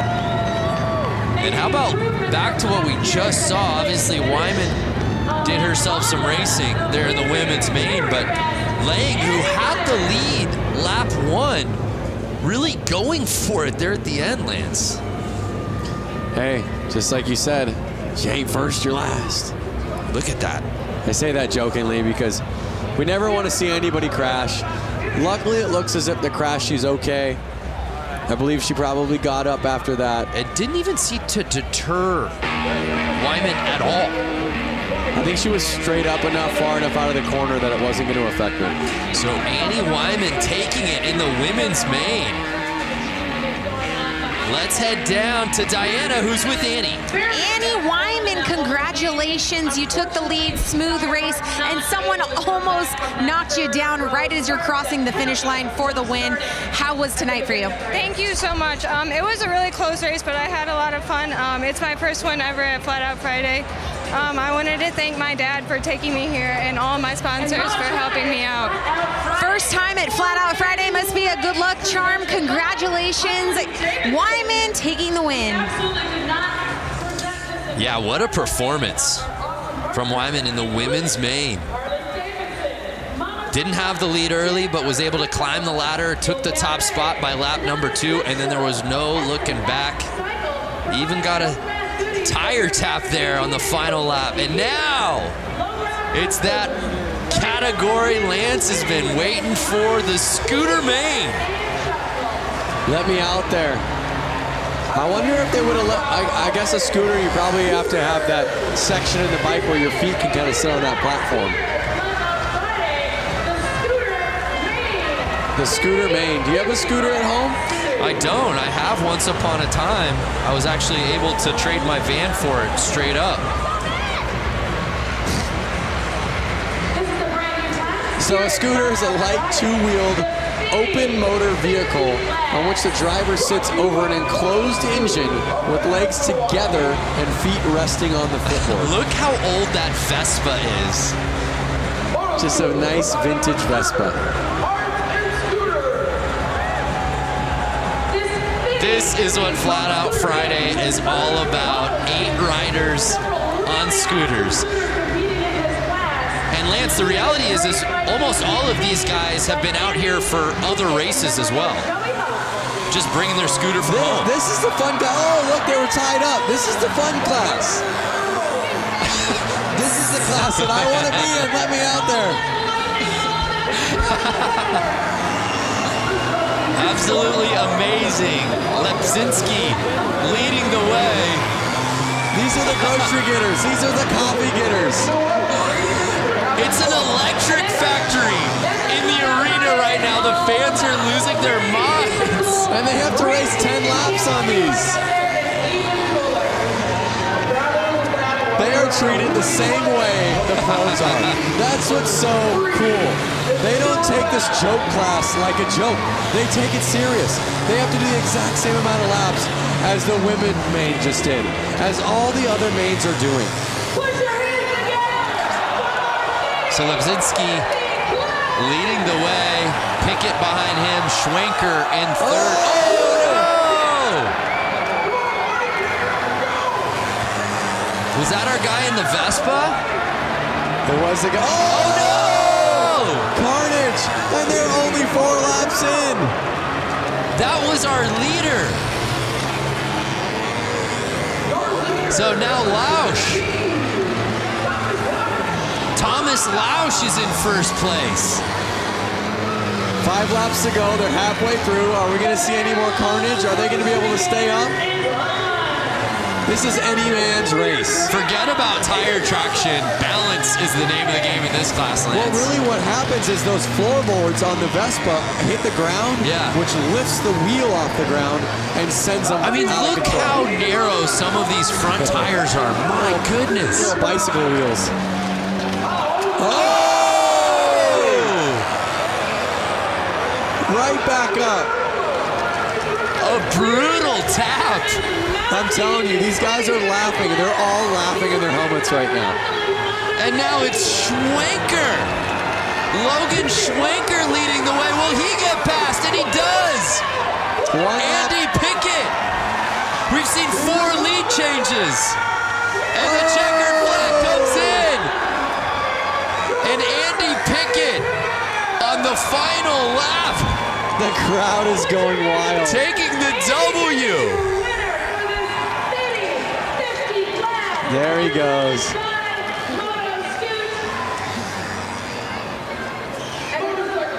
Wow. I've got a grin ear to ear right now. That was amazing. Yeah, I was smiling the whole way. Oh! Tucked front end right there.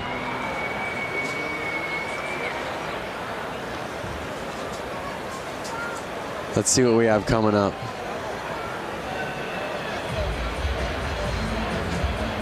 Oh! And just with so little weight between these guys' legs, it's like finding that balance. He's gonna feel that on Monday. He's gonna feel that tomorrow. A little bunny hopping across the finish line. The results officially coming in. And it was Andy Pickett, our 4th and final lead change, who was able to take the top spot away from Logan Schwenker. What a race, a crowd pleaser. Let's send it down to Diana, who's with Andy. I'm standing with Dante Scavo, who actually got last place. And you know what? I think he had the entire arena laughing and cheering for you. Really, you went down in the corner, you head planted. Thank God for your helmet.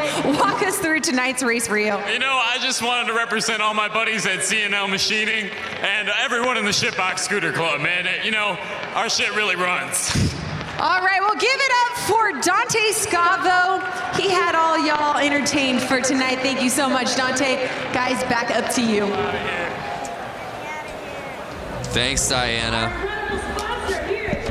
Make this your year to ride. Learn from the experts and get 50% off the Harley-Davidson Riding Academy. There's a new rider course. Use the code right now. We're giving you the code. RIDE50. Limited quantity available. The offer ends 3/3. That's March 3rd. That's just 3 weeks away. Less than 3 weeks. h-d.com/learn to ride for more info. Get 50% off, Lance. Head over to h-d.com/learn to ride. So here we go, the PW50 main. This is where I started out, on a little PW50. Mine was pink, like you saw that first one. Was it really? A young Lance. How old of a boy were you? I was 4 years old. Get out of here. And you see that pink model was from like the late 80s, early 90s. And these bikes have not changed for, I would say, 30 plus years. That is just a testament to these bikes. So if you're thinking about getting your kid out there to ride, PW50 is a great bike, and they haven't changed in years, so you can get an old one, get a cheap one, get your kid out there on 2 wheels, and it's really something awesome for the family to do. Yeah, no doubt. There's a look at our field of 11 riders.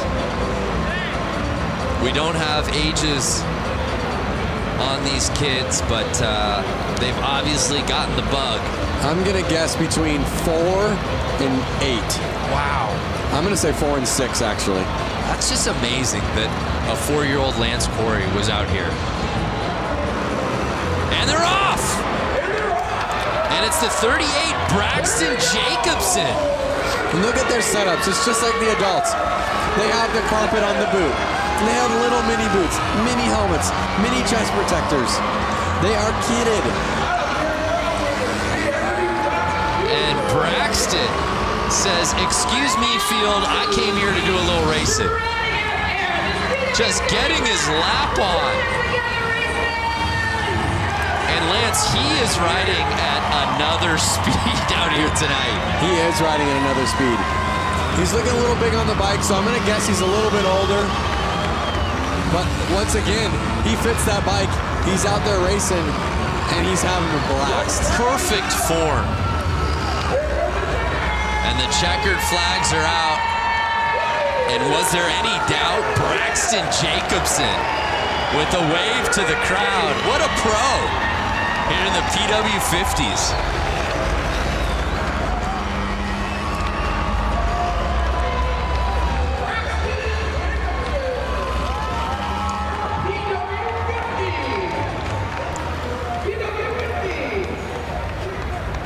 How epic. And he didn't have the inside positioning to start that race. He had to come from middle of the line there to get that hole shot. He had his eyes on the prize. That's a fact. It's so inspiring to watch this. My daughter's 2, and it definitely gets me excited to get her on a little mini motorcycle like that. You don't have yours from when you were racing at 4, do you? It's got to be in a garage somewhere. I don't have it, and I regret not having the chance to keep it, but I was 4, so if my parents sold it, they probably sold it to get me a bigger bike. But you know what? Let's try something right now. If you're watching this and you bought that bike 20 years ago, get in touch with us. Just comment. At Lance Corey. Yeah. Just say, hey, I got your bike. You don't even have to sell it back. Oh, you're actually looking for the person. Yeah, with I'm looking my for the exact original bike. Okay. Yeah. I like that. Well, it's been a great night of racing so far, and with plenty of action still to come. Let's take a moment now to get to know a very special family of riders in the Harley community in a series we like to call Beyond the Track. My wife, her name is Liz. Our first date was actually a motorcycle ride. From there, we just knew that we both loved 2 wheels. We have 2 sons. One's name is Charlie, and the younger one is Oliver. Immediately, those guys both loved motorcycles. Whoa, big wheelie. They would see Dad riding down the road, or Mom on her Harley riding down the road. It just keeps us energized and excited as a family to get out and just be on 2 wheels together. it was just in their blood immediately. Eventually, we bought the little Harley-Davidson Power Wheels. Had a blast on those, doing donuts and all that sort of thing. From there, it just took off. Flat Out Friday is a non-stop, action-packed show for kids and adults of all ages. So this year, I'm going to be racing in the amateur 450 class. And then the boys are going to be racing as well. Now I get to be part of a pit crew, seeing as how my 4-year-old is racing his little PW50 this year for the first time. As a dad, seeing the kids out there and my wife getting out on her dirt bike, it brings me so much joy. Like, I'm just lucky that, you know, the boys got into it. I found a beautiful wife who loves it too. That is amazing, and that's what makes motorcycle racing and Flat Out Friday a truly family affair. You know, it's fitting, being in Harley-Davidson country, that Diana is joined by our next guest. Diana, who do you got for us? I'm standing here with some Harley-Davidson royalty. Bill Davidson, the great-grandson of William A. Davidson. It's an absolute honor to be standing here with you, especially here with the Flat Out Friday, the Mama Tried weekend. Thank you so much for coming. How has your week with Brewtown Throwdown been going so far? It has been outstanding. It's so exciting to be here tonight at Flat Out Friday. All the riders here, all the enthusiasts here, the excitement, you can hear it, you can see it. It's awesome. That's right. Well, you know what? We started our week off at Brewtown Throwdown. Then we head over to the museum, go to the restaurant, all that good stuff. You are the vice president of the Harley-Davidson Museum. If someone has never been there, what can they expect when they go there? Well, the Harley-Davidson Museum is like a treasure chest. It's over 115 years of Harley-Davidson. So you can just imagine the motorcycles, the memorabilia. We've got special products like Elvis Presley's Sportster. We've got a double-engine knucklehead called King Kong. Peter Fonda's Easy Rider motorcycle. It's an amazing place to come and visit and experience what Harley-Davidson has created over this 115-year time span. It's outstanding. It really is outstanding. I hung out at the museum during the 115th anniversary. I was busy nonetheless. I didn't even have to leave the museum because if I wanted lunch or dinner, I could just head over to Motor. There's so much more to do at the museum than see the museum. Absolutely. There's a great restaurant called Motor. There's a bar called the Can Room. We've got so many events that take place. We do bike nights there. And this summer, starting June 15th, we have a special exhibit that's called the Daredevil exhibit, which is going to be unbelievable. Some of the things that we're bringing in, like Evel Knievel's XR750. We have a motorcycle that's rocket-powered with helicopter blades, and it was designed to jump Niagara Falls. It's so amazing. If you guys haven't been to the museum, I mean, they go above and beyond there, and you guys won't want to miss the Daredevil exhibit. It's going to be coming around June 15th. June 15th. And you guys can't miss it. And is there anything else that when people are watching, what do they need to know about the Daredevil in the Harley-Davidson Museum? Well, you can't miss it. It's going to be spectacular. Some of the things we're gathering up actually from around the world, representing daredevils through the years, whether it's been on horses or bicycles or motorcycles or cars. It's going to be at the Harley-Davidson Museum this summer. Well, do not miss it. June 15th, Daredevil. Bill Davidson, such an honor to be standing next to you, and thank you so much for all of your family's history and lineage. Thank you. Brando, Lance, I'm going to send it back up to you guys. I bet you're jealous right now. We are peanut butter and jealous is what we are. And the Harley-Davidson Museum is worth the trip to Milwaukee alone. Whether you own a Harley-Davidson, whether you rode motorcycles or not, it is an institution. We love going there. I love the Harley-Davidson Museum. I love the food that they have there. I love the memorabilia that you can buy. Well, tonight's broadcast is brought to you by the all-new electric Livewire. Plug into a new kind of thrill. Discover more at h-d.com/livewire. And by Eagle Rider Rentals and Tours. With more than 150 locations in the United States, rent your dream bike for a road trip across town or across the country. Eagle Rider's the official U.S. provider of rentals and tours for Harley-Davidson Motor Company. Visit eaglerider.com to learn more. Well, the show moves on here at Flat Out Friday as we move on to our next class. It's time for the women's hooligan main race. Let's head back down to Johnny for a little report from the course. Johnny, how you been, man? You know, just down here watching the action. You know, we got a full class of women hooligan bikes this afternoon. And to me, you know, if you look at these women, there's not many over 5'10". I'm 6 foot, and these things are 500-pound motorcycles. And even me riding them around on the street, I get, you know, intimidated. So these girls are jumping out here, and they're going to put on a show. You know, the racing's going to be really good. Throwing these bikes around like, you know, like they're mini bikes, and make some good passes. I'm excited for this. Yeah, we are too. Well said. What a sharp lineup of motorcycles, Lance. Yeah, I'm looking at the start list right now and looking at the women out there.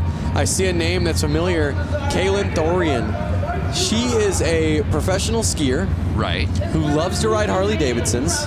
Clearly. The bike she's on is not even her bike. She flew here, asked to borrow one of the hooligan racers' bikes, so she's out on there on someone else's bike. She loves racing so much, she loves motorcycles so much that she found herself out here sans bike and just said, I'll figure it out. Yep, and she's right there, the number 46. You could see her about five women in. Four women in. Keep an eye on her. Also in this lineup, Hannah Lang, who went down on the final lap in her previous race. 2 down so far.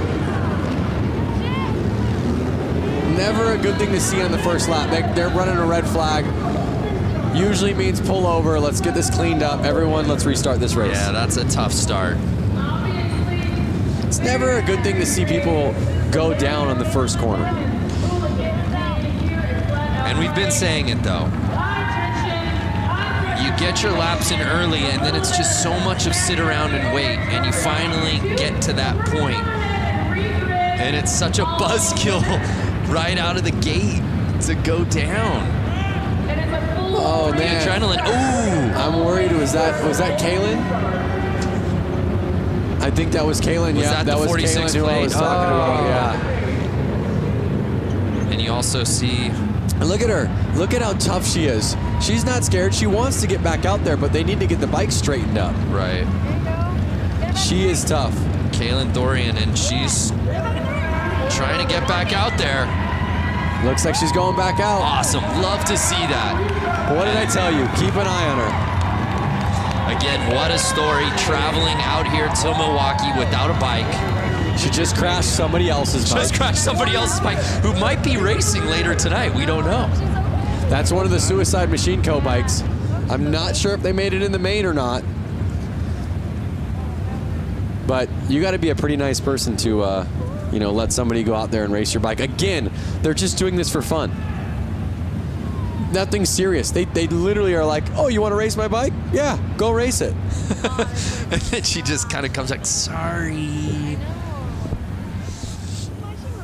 I'm sure they're going to go up to her and go, wow, we're so stoked you got back out there. Look at her. Something's up with her shoulder, but she's back out there. Everyone's kind of cheering her on. She's ready to go. Her adrenaline is just pumping. You know she's gonna be sore.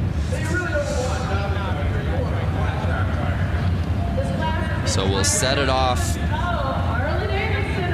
Take 2. And really, that underscores the fact that Hannah Lang, much like her previous race, got off to a fantastic start, and she does just that again, grabbing hole shot.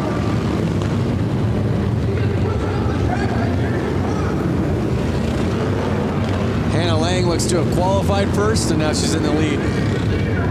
We'll see if she can keep that fastest lap time at the front of the track. So she's holding on to the top spot, but she's on the outside. Oh! And she pushes off. That was Lassen. That was Lassen, who was right behind her. Kristen Lassen was pushing hard, but pushed a little too hard.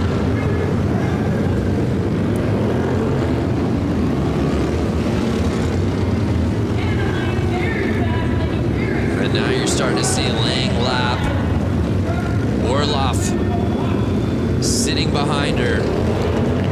don't know. It's still early, Lance. Who's going to catch Hannah Lang?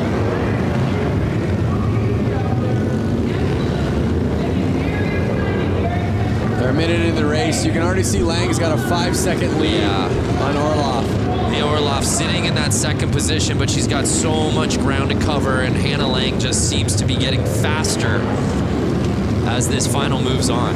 Every lap, your confidence kind of boosts and boosts and boosts. You're getting more comfortable. You feel the track more and more. You understand the track more and more. As long as you can keep your excitement level down, you can usually hold on to that win.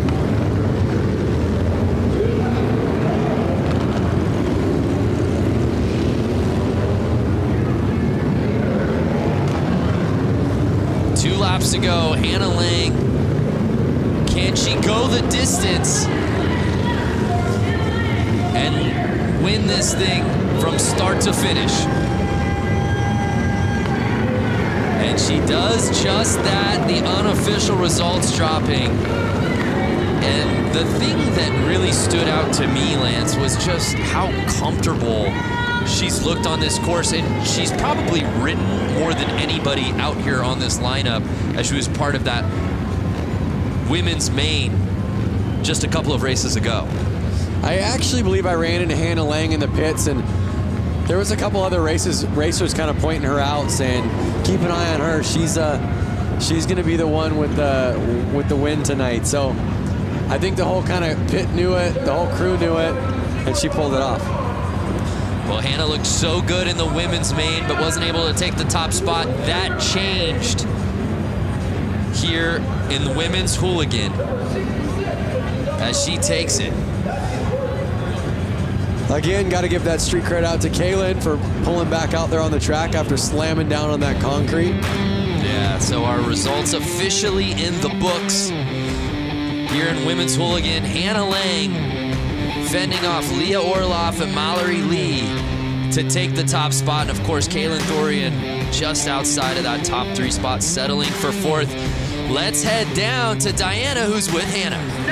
Standing next to the winner of not only this race here at Flat Out Friday, but at the 115th anniversary, she also won the Flat Out race. She's built this bike. Not only this, she dominates on the course. Hannah Lang, what makes you so superior to other women on the course? I guess I do come from a very good dirt track background, and I have a great team at Westman Harley that builds great bikes, and they helped me build this one for this year.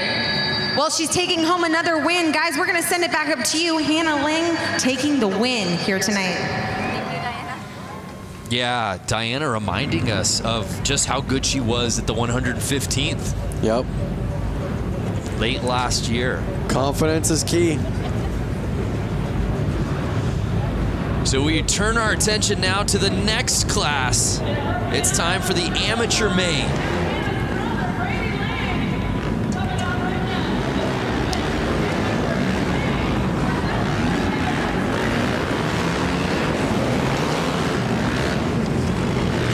So the open amateur main featuring 12 riders.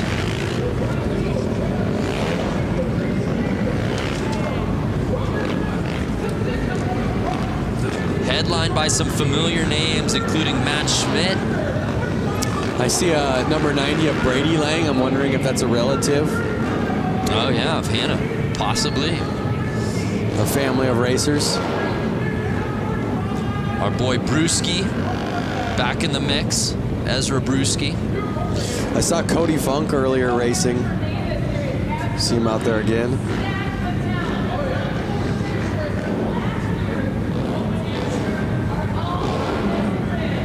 Our lineup set for the open AMs.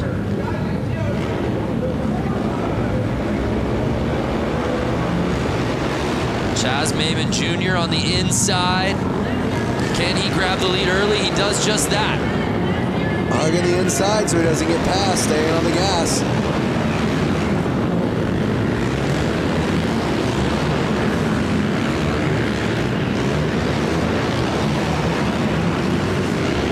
The nerves are up right now, 10 laps to go, and these guys are on the gas. They are wheel to wheel right now. Lang is on Chaz Maimon's heels. Can he catch him? And you see him, Lance, trying to get that inside, but Maimon not giving him any room. They are not letting off. They want to pass. It's such a tight track. It's so hard to pass, but we've seen it happen. It might happen. 6 laps to go. Look at how fast this race is going. And Maimon just continues to be relentless with holding on the inside. Lang's doing everything he can to push through.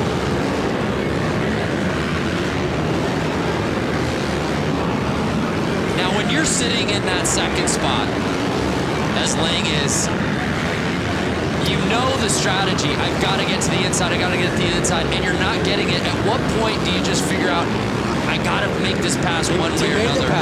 Did he make the pass? Oh, man down, rider down.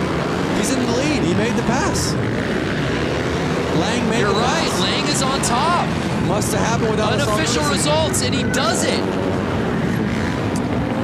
Was that the final lap that he did it? I think those results are a little off. I believe Lang pulled it. Lang is on the 90 plate. Yep. And so he sure looks like he did. Lang wins the women's class. Lang wins the open amateur class. So what you're saying is when you register for these races, you should write last name Lang. What I'm saying is the Langs trained together. The Lang train. Yep, and they knew exactly what to do. There's the pass right there. Whoa. We said it. All race long, Lang was just looking for that opening. Do not give him the slightest daylight because he was going to take advantage of it. Flagger, almost down for the count.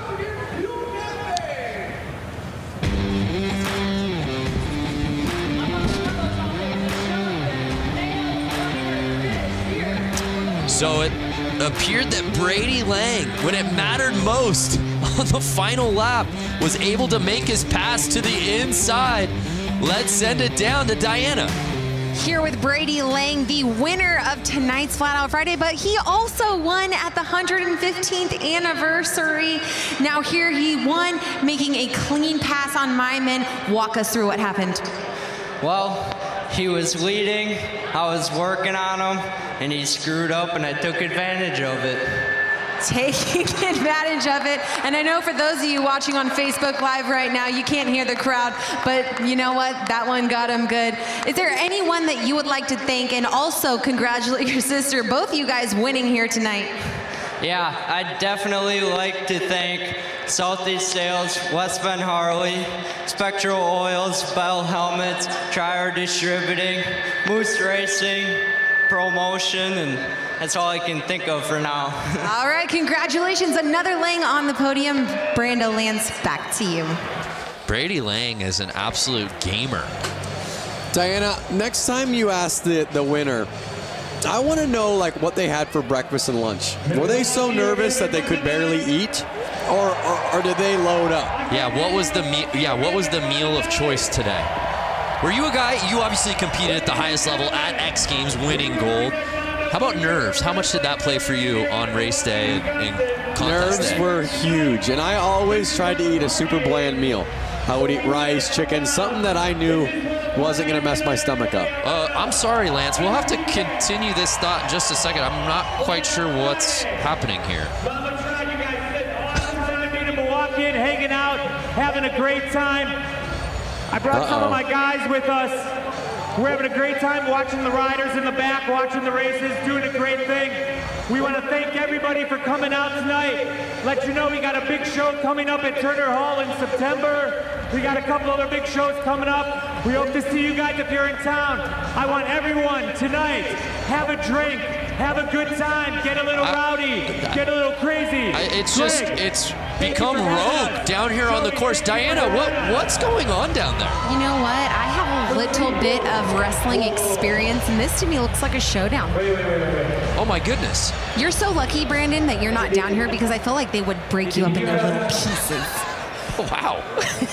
They would just chew you up. Tell me how you really feel. Jeez. Oh, no. They're not going to. Diana, they're not going to throw him on this table, are they? No. Whoa. Thank you, Milwaukee. Lance, the man has a family, Lance. What did they put in their Wheaties this morning, guys? That's what I want to know. They just threw that man on a table and broke the table. Was that Vance or Lance? Hey now, hey that was now. Lance's alter ego, Vance. You know, that's got me thinking, Diana, Lance. Obviously, these wrestler takeover. What would be your wrestling name? Diana, what would, if you're wrestling, what would be your nickname? You know what? I honestly can't even answer that because I don't know. Why don't you give me a name, Brandon, right now? Give me a name.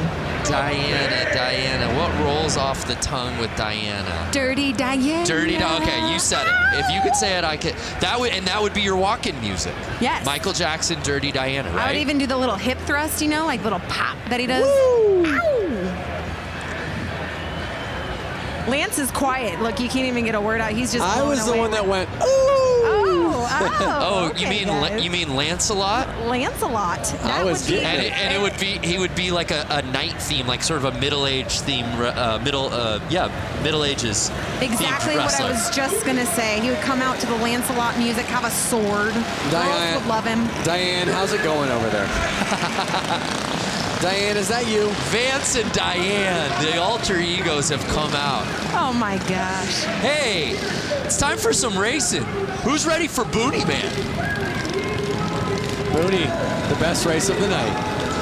Boonie Mains. Lance, you love this one. Talk to us about Boonie Main. Boonie Main, basically, they got to be on a pull start bike.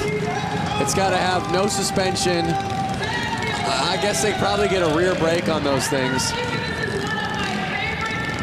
It's kind of something that you would pull out of your shed with your lawnmower motor in it.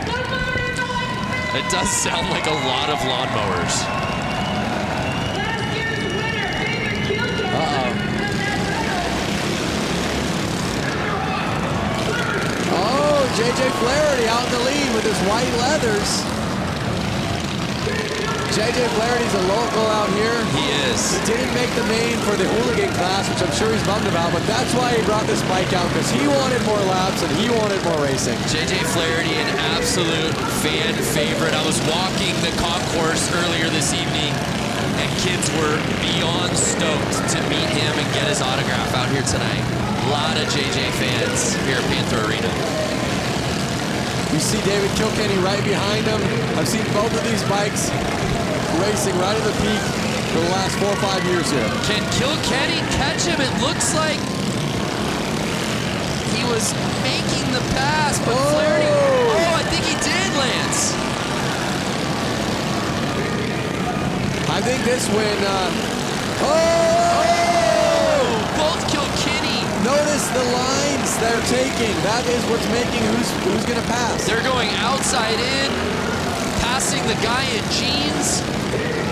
One of the guys just needs to take the other one out. Just clean, take him out, push him over. This is the battle we've been waiting for. Kilkenny. Over the jump, the only time I've seen it used. Kilkenny versus Flaherty in the Boonie Main. Can Flaherty get the lead back? Take him out, Flaherty. Take him out.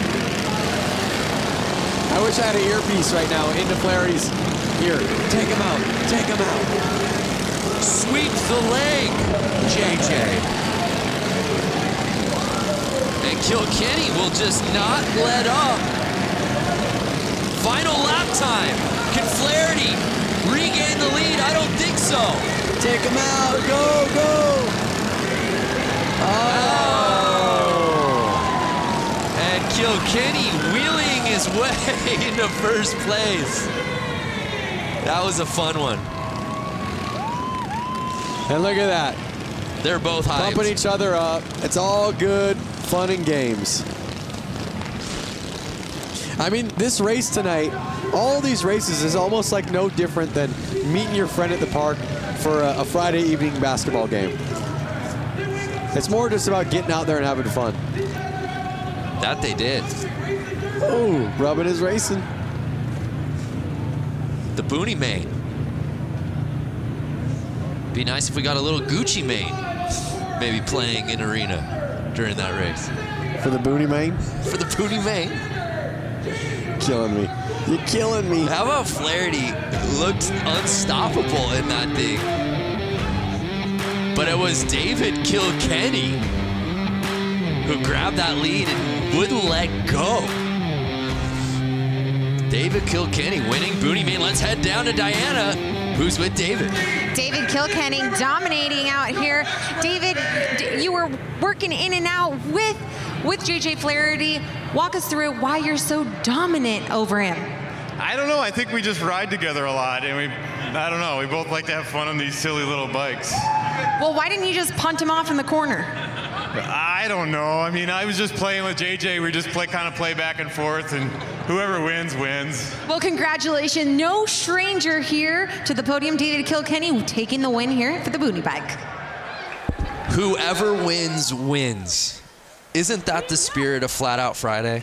I mean, that's the slogan right there. You're winning if you're out there. Whoever wins, wins. Shrug the shoulders. Exactly.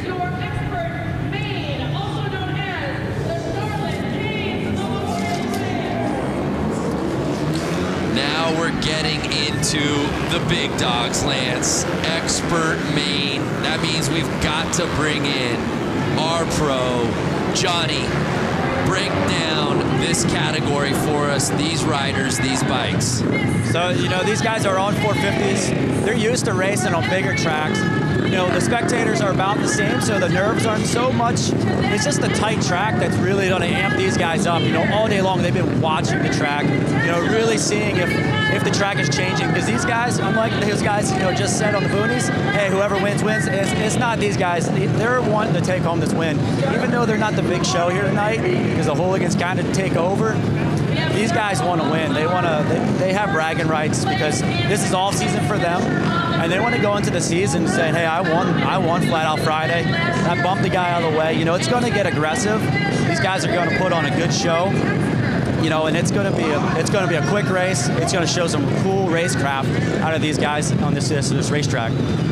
Yeah, that's a really good point from Johnny. It is a really nice teaser for the season for a lot of these guys. On top of bragging rights, there's something about getting this win here tonight. And just to add this to your resume as another win, sure. it always helps your resume to have one more win on it.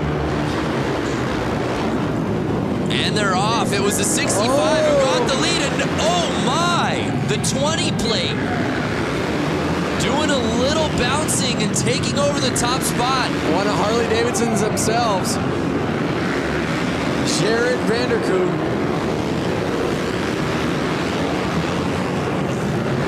You see him. They're already getting into lap traffic. This is going to get gnarly. This is absolute mayhem here in the expert main. These bikes are never standing up at a 45 degree to the ground. They are actually at a 90 degree to the ground. They're at a 45 the whole time. I know you can't see it because there's not a camera. Lance literally pulled out a protractor out of his pocket and started putting the degrees to make sure he said it right. They are never getting they're staying at a 45 degree. They're never getting even to a 90 degree to the ground. So Vanderkoy in first place. Oh, a little tap. Like, get out of my way. As he's making the this. laps. Bronson Bowman behind him. Corey Texter sitting in third. And I don't know if Johnny's mic is open. Johnny, can you hear us down there? Hear you loud and clear, man. Yeah, talk to us so far. We're early in this race, man, but the level of racing. Loud for me. I can't hear you guys. Oh, man. I really want to hear from Johnny on what's happening right now. That's how loud it is down there. Yeah. They are on the gas. Oh, he's down. He's down. And Vanderkoy going down, our current leader, no! Which creates an opening for Bowman. 22 laps left, though. Still plenty of time. The longest race we've seen tonight, but this may go by the quickest because of how fast they are going.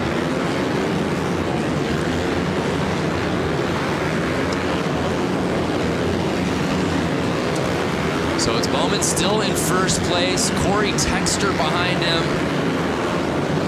And you know who I don't see any side of, at least at the top, is the 69 plate, Sammy Halpert. Notice how fast these guys are changing positions right now.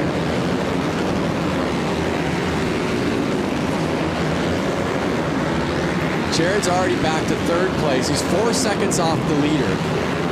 Can he reel him back in? And Bowman is just full throttle on this track here tonight. And again, the mentality shifts, right? It was the boonies right before this. Guys just having fun, screwing around. Whoever wins, wins. And the entire vibe has changed. And now I'm on the edge of my seat. Yeah, literally, you are. So Bowman holding off Texter. I'm trying to just pay attention to who's staying in the lead right now.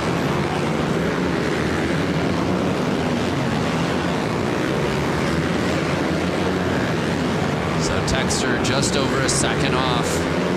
It's really a two-man race. Final 9 laps to go right now. Spotlight is staying on Bowman. But again, credit to Vanderkoy for getting all the way back in. Now he's sitting in third. 8 laps to go.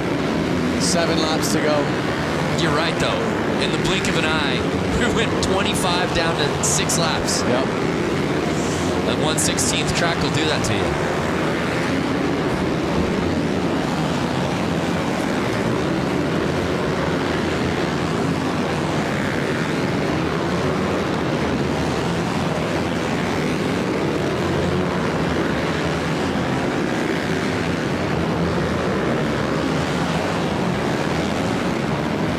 So wait a second. I just had a realization. 1/16th track, right? Yes, sir. So if they're riding 25 laps, they're riding right about a mile and a half. Crazy. In 4 minutes. Just think about how fast that is. That gives you a perception idea of when you go run a mile on your feet. They're riding about a mile and a half in 4 minutes. 4 minutes and 37 seconds. I was told there would be no math. And with that, expert main in the books. And it was Bowman who was able to hold off Corey Texter and the rest of this field. And as Johnny said, bragging rights heading into the season. Johnny, can you hear us? Now let's calm down a little bit. Yeah, that was some man. Talk to us. racing there. Talk to us about what went down. Sorry, I lost it there. Now I can hear you again. Yeah, Johnny, just your analysis of that race. As you said, early season bragging rights on the line. Yeah, you know, it was definitely a bar bagging. You know, Vanderkoy just lost it there, spun out, leading the race, and then, you know, with Texter catching him, I don't know if you guys really caught on to that, but it came down close. I think, you know, if they would have had a little bit more laps, you know, that happened really fast. Our races are a little longer time, not laps, but time. Right. You know, these guys had enough energy to keep going, but it was, you know, just ran out of time. But that was a good race. You know, you have to put up to these guys. That, you know, they fall, but they were doing 7 seconds around this track. I don't know if you guys realize that, but it was 7 seconds of lap time with these guys. So they're traveling a lot of distance pretty quick in this little arena. The results are in, and it was Bronson taking the top spot. Jared Vanderkoy was leading early, but unfortunately going down. Still a top 3 finish, but wasn't able to win the thing outright. Let's head down to Diana, who's with our winner. Your 2-time winner, Bronson Bowman. Congratulations, capitalizing off of Vanderkoy's mistake and brought home the win. Yeah, definitely. I hate to see my best friend go down like that while leading the race. I would have been pumped with the 1 and 2, but you know, luck has it. Last year I crashed during the main event and picked it back up and got the win. So to get the win again here tonight, 2 years in a row is awesome. Well, keeping it rubber side down with a clean line brings you on the win. Congratulations, 2nd win in a row for Flat Out Friday, Bronson Bowman. Congratulations to Bronson. That was some racing, no doubt about it. That was epic, but as you heard him say how stoked or how bummed he was for his friend he said he would have been cool with 1-2. Right. So they kind of all have that mentality out there. And the lights are down, which can only mean one thing. It's time for some hooligans. Is it the hooligans already? This should be the open hooligan main. Wow.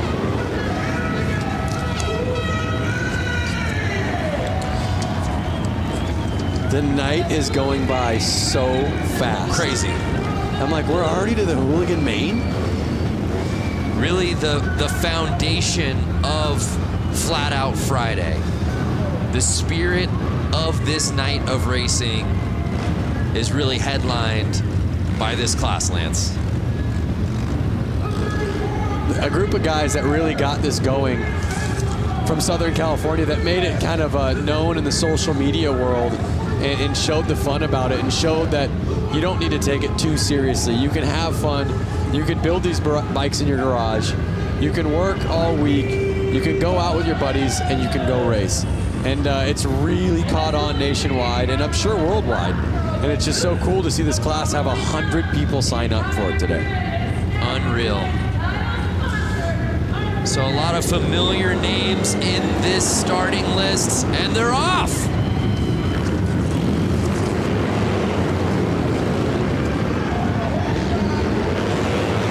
You see the 100 and Nick Mattia out in the lead right now, holding on. Can he hold it on for the next 11 laps? Heverly right behind Mattia, but right now, Nick is building a sizable lead.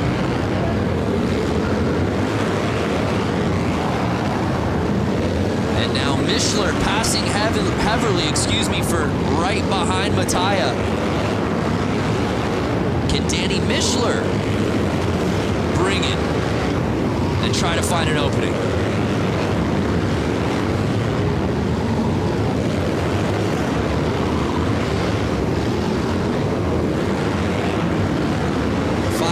To go over halfway through the race. Nick Mattia just making this thing look effortless. You can see how calm he looks. You can see how smooth he looks. And that's what really you see in most winners. Now Benny Carlson has jumped up into second place. Oh no! Heverly passing Carlson for second.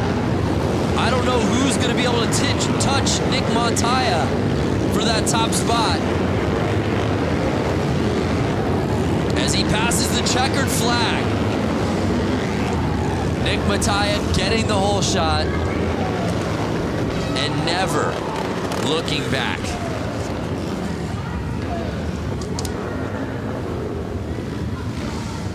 Heverly taking second and Mishler rounding out our top three.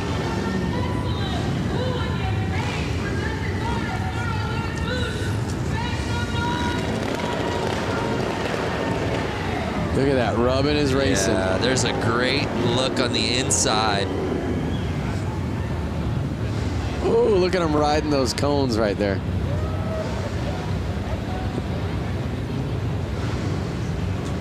But Nick Mattia. Is this the crash? Look at that. Yeah. See what it is? The side of the motorcycle touches the ground, which lifts the rear wheel off the ground, losing all traction, bike goes sliding.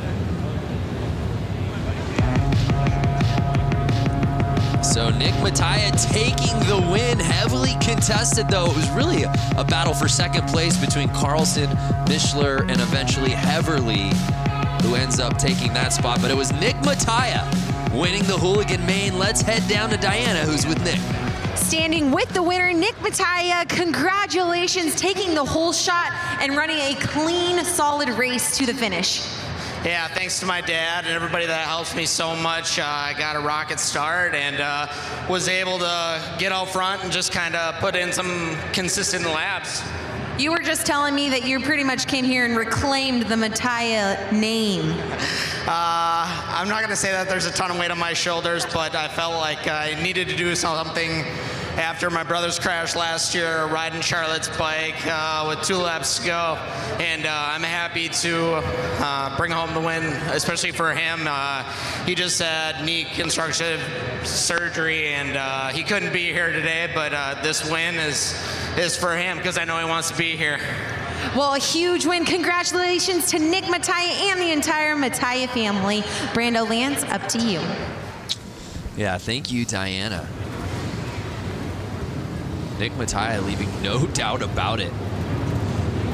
We turn our attention now to one of my favorites, the Vintage. The Vintage Maine. I'd love to head down to Johnny if he's there. Johnny, I don't know if it's too loud. Can you hear us down there? Sorry, I can't hear you guys. That's okay. We'll come back to you in just a little bit. Actually, as these guys get onto the starting line. How about now, Johnny? Get me a little better. We'll get back to Johnny. I love, you know, as we said before, you go around the tunnel here at the arena and you get to see all the different bikes, and a lot of the guys who are riding in the same classes tend to birds of a feather. They're all kind of hanging together. It's unmistakable when you go by the Vintage bike area. It is unmistakable, and I think if I had a vintage bike, I'd be out there racing it too. I feel like you do have a vintage bike, do you not? I have a 56 Panhead. Now, I would not be racing that. You wouldn't take that out? It's not really, it's a chopper. It's not really a race bike. Okay. These are a little bit more vintagey race bikes. You could tell with the vintage bike, you hear a lot more two-strokes. That was a little thing in the past. I can even smell the two-stroke smell right now. I hope everyone watching it on their screen can smell it. And they're off. The 37 plate getting the whole shot. That's Moldenhauer.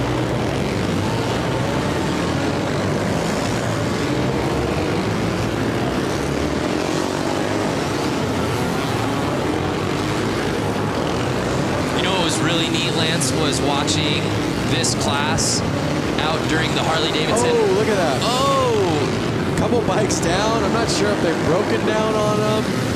They're just not able to finish the race because of how old the bikes are. To finish that thought, the Harley-Davidson 115th anniversary races when we did the beach race. Yep. And seeing a lot of these vintage bikes out racing on the sand. That was incredible.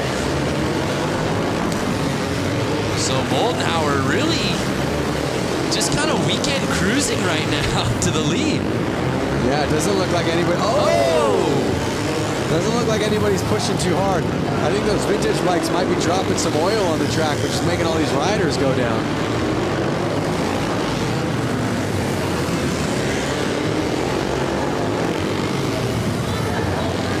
So 4 laps to go. Moldenhauer with an easy lead. Girono behind him. He's kind of right on him. It's not an easy lead. Yeah, Girono making it interesting now. He's catching the 0 plate. He's right there. It's a little confusing because you see the 22 on his back and the 0 on his bike, so it was a minute to figure out who it was, but he held on. Yeah, Moldenhauer, you're right. It was just tough because he had built such a lead. You just felt like he was lapping everyone in the field. Yep. But he's able to hold on, and he gets the win.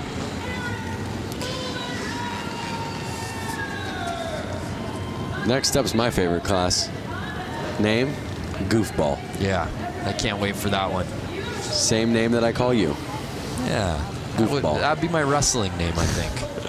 The Goofball.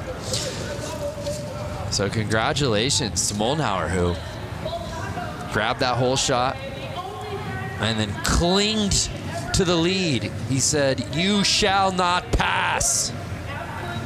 And no one did. It's his race to win.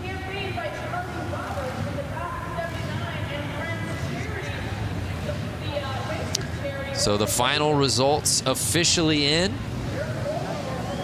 Let's take one more look at the standings from the Vintage Main. It was Eric Moldenauer. Tony Girono, though, made it interesting. You look at those times, a lot closer than I guess I was giving Tony credit for throughout that race. But let's head down to Diana, who's with Eric.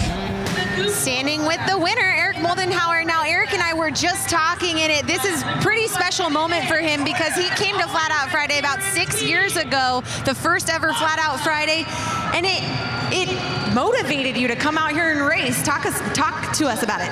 Well, the first time I watched this, I was sitting right over there, and I thought I can do that. So here I am.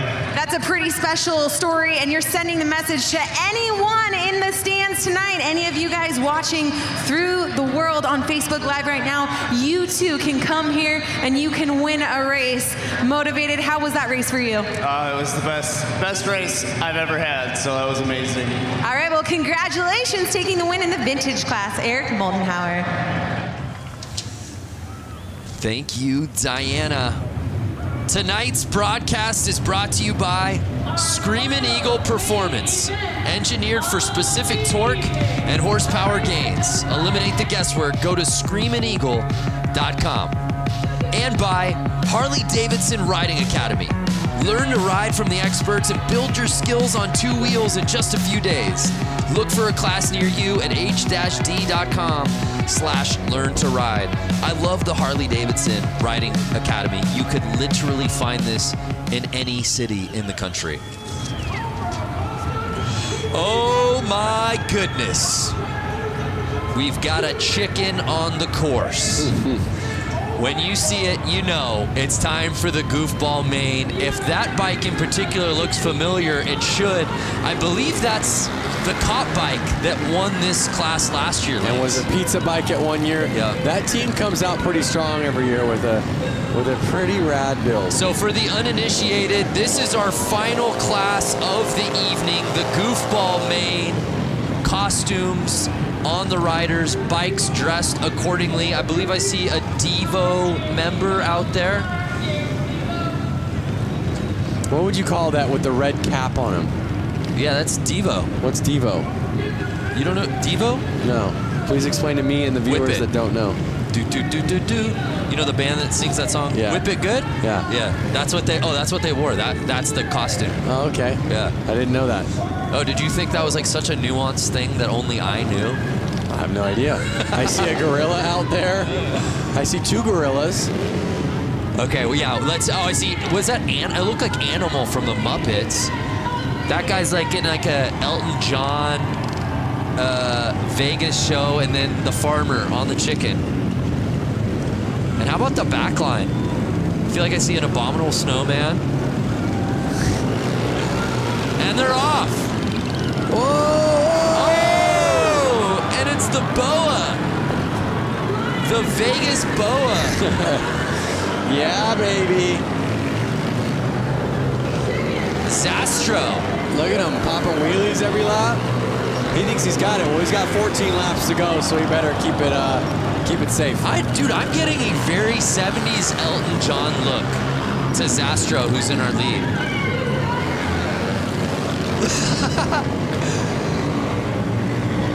An unmistakable flair from Zastro around this course. Oh, the chicken! The chicken hit the ground. The farmer could not control his chicken. What's the 3-wheeler doing? Chicken's down. Elvis is running it. Who's going to catch the boas? As he's making his laps. Nine laps to go. I'm kind of hoping he makes somewhat of a mistake so somebody catches up to him. I just hope that he does win it so we can ask Diana during the winner's interview what exactly he's going for on this look. I want that lawnmower. Hey, Diana, can you hear us? I can hear you. I think what I am going to be asking him is just, was Elton his inspiration? I think he's going to say yes. But you know what? I really do have to give a shout out to the guy who's in the red jumpsuit, the number 77, John Dunbar. He actually works for Harley-Davidson, and he has this little boonie bike that he basically contrapted together. It almost looks like it has a sidecar. But guys, that's actually the engine. Oh, so no way! Both of his hand grips are his throttle, and I just got to give a shout out because he's one of my bosses at Harley-Davidson. So hey, pal, good job out there. Hey, pander when you can, Diana. No shame in the game. Oh, I did not realize that's actually not a sidecar, but the motor itself. That's amazing. I think he legit has 2 motors on it. 2 engines on it, I should say. Bike's off to the side. Everyone's being goofballs. And I saw 2 the laps checkered to go. out. Did the checkered come out? The checkered came out. I don't know if there's confusion out on the course. I think they're just trying to get him off the track. Get your goofballs off the track. So Zastro. Uh-oh. Joe is freaking at Goodland. He's letting it go. The farmer. Hey, if you can't burn out in the goofball class, when can you, Lance? He's trying to shut his bike off. Stop, stop. And you see the police lights shining through the kit. What came first, the chicken or the hen? I think the chicken. And they're not getting off the track. No, they're not. Can you blame them? I want to see a wheelie for an entire lap. It can happen. It can happen. So that was awesome. Let's relive that first lap. Look at that save, though. And let's not forget, he being the farmer and the chicken, the farmer and the Dell, won this race last year as a police officer.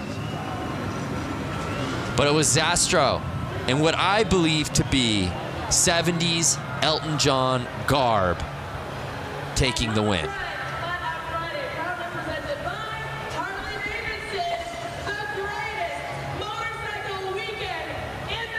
And again, you would wonder if the boas, just like tassels on some of the previous drivers, would inhibit the speed. It didn't do it at all. Look at how many guys are trying to stop Farmer from doing burnouts. Well, let's send it down to Diana, who's with our winner.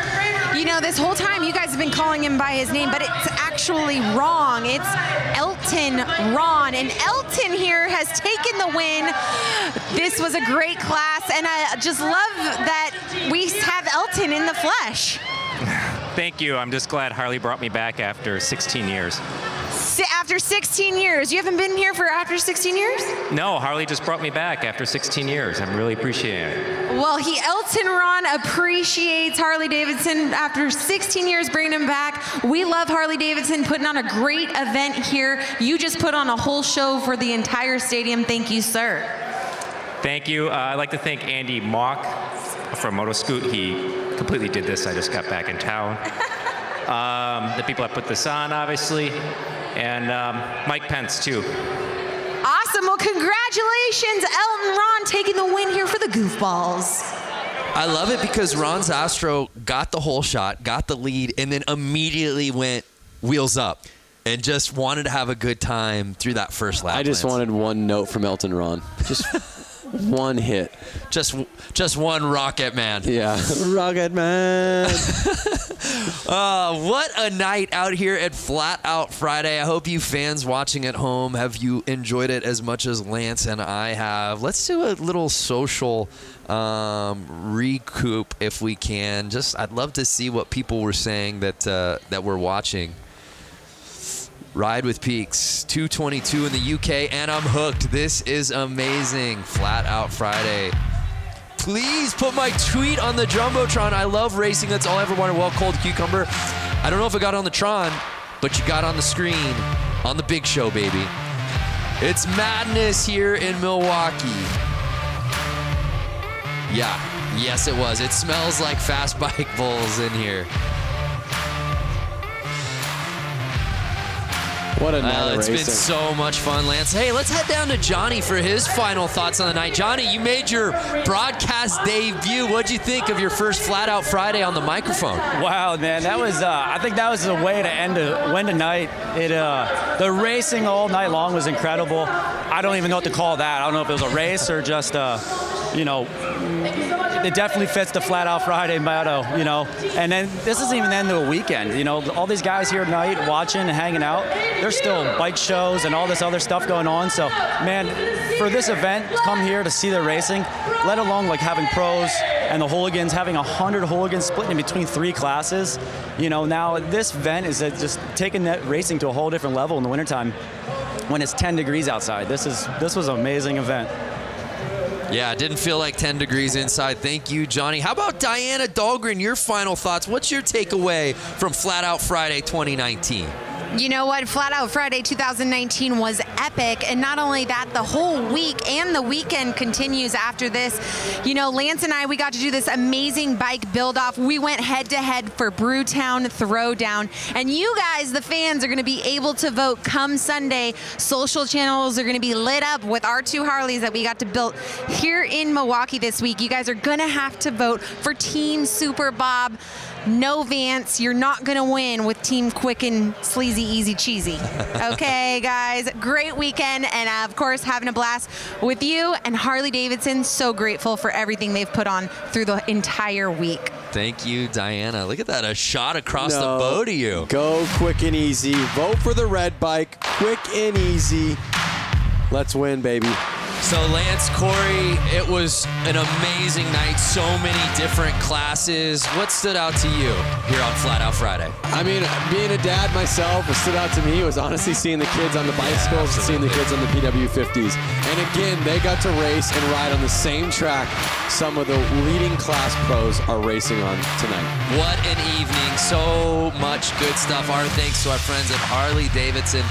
For Diana Dahlgren, Johnny Lewis, Lance Corey, I'm Brandon Graham saying thank you so much for watching Flat Out Friday here from Milwaukee, Wisconsin.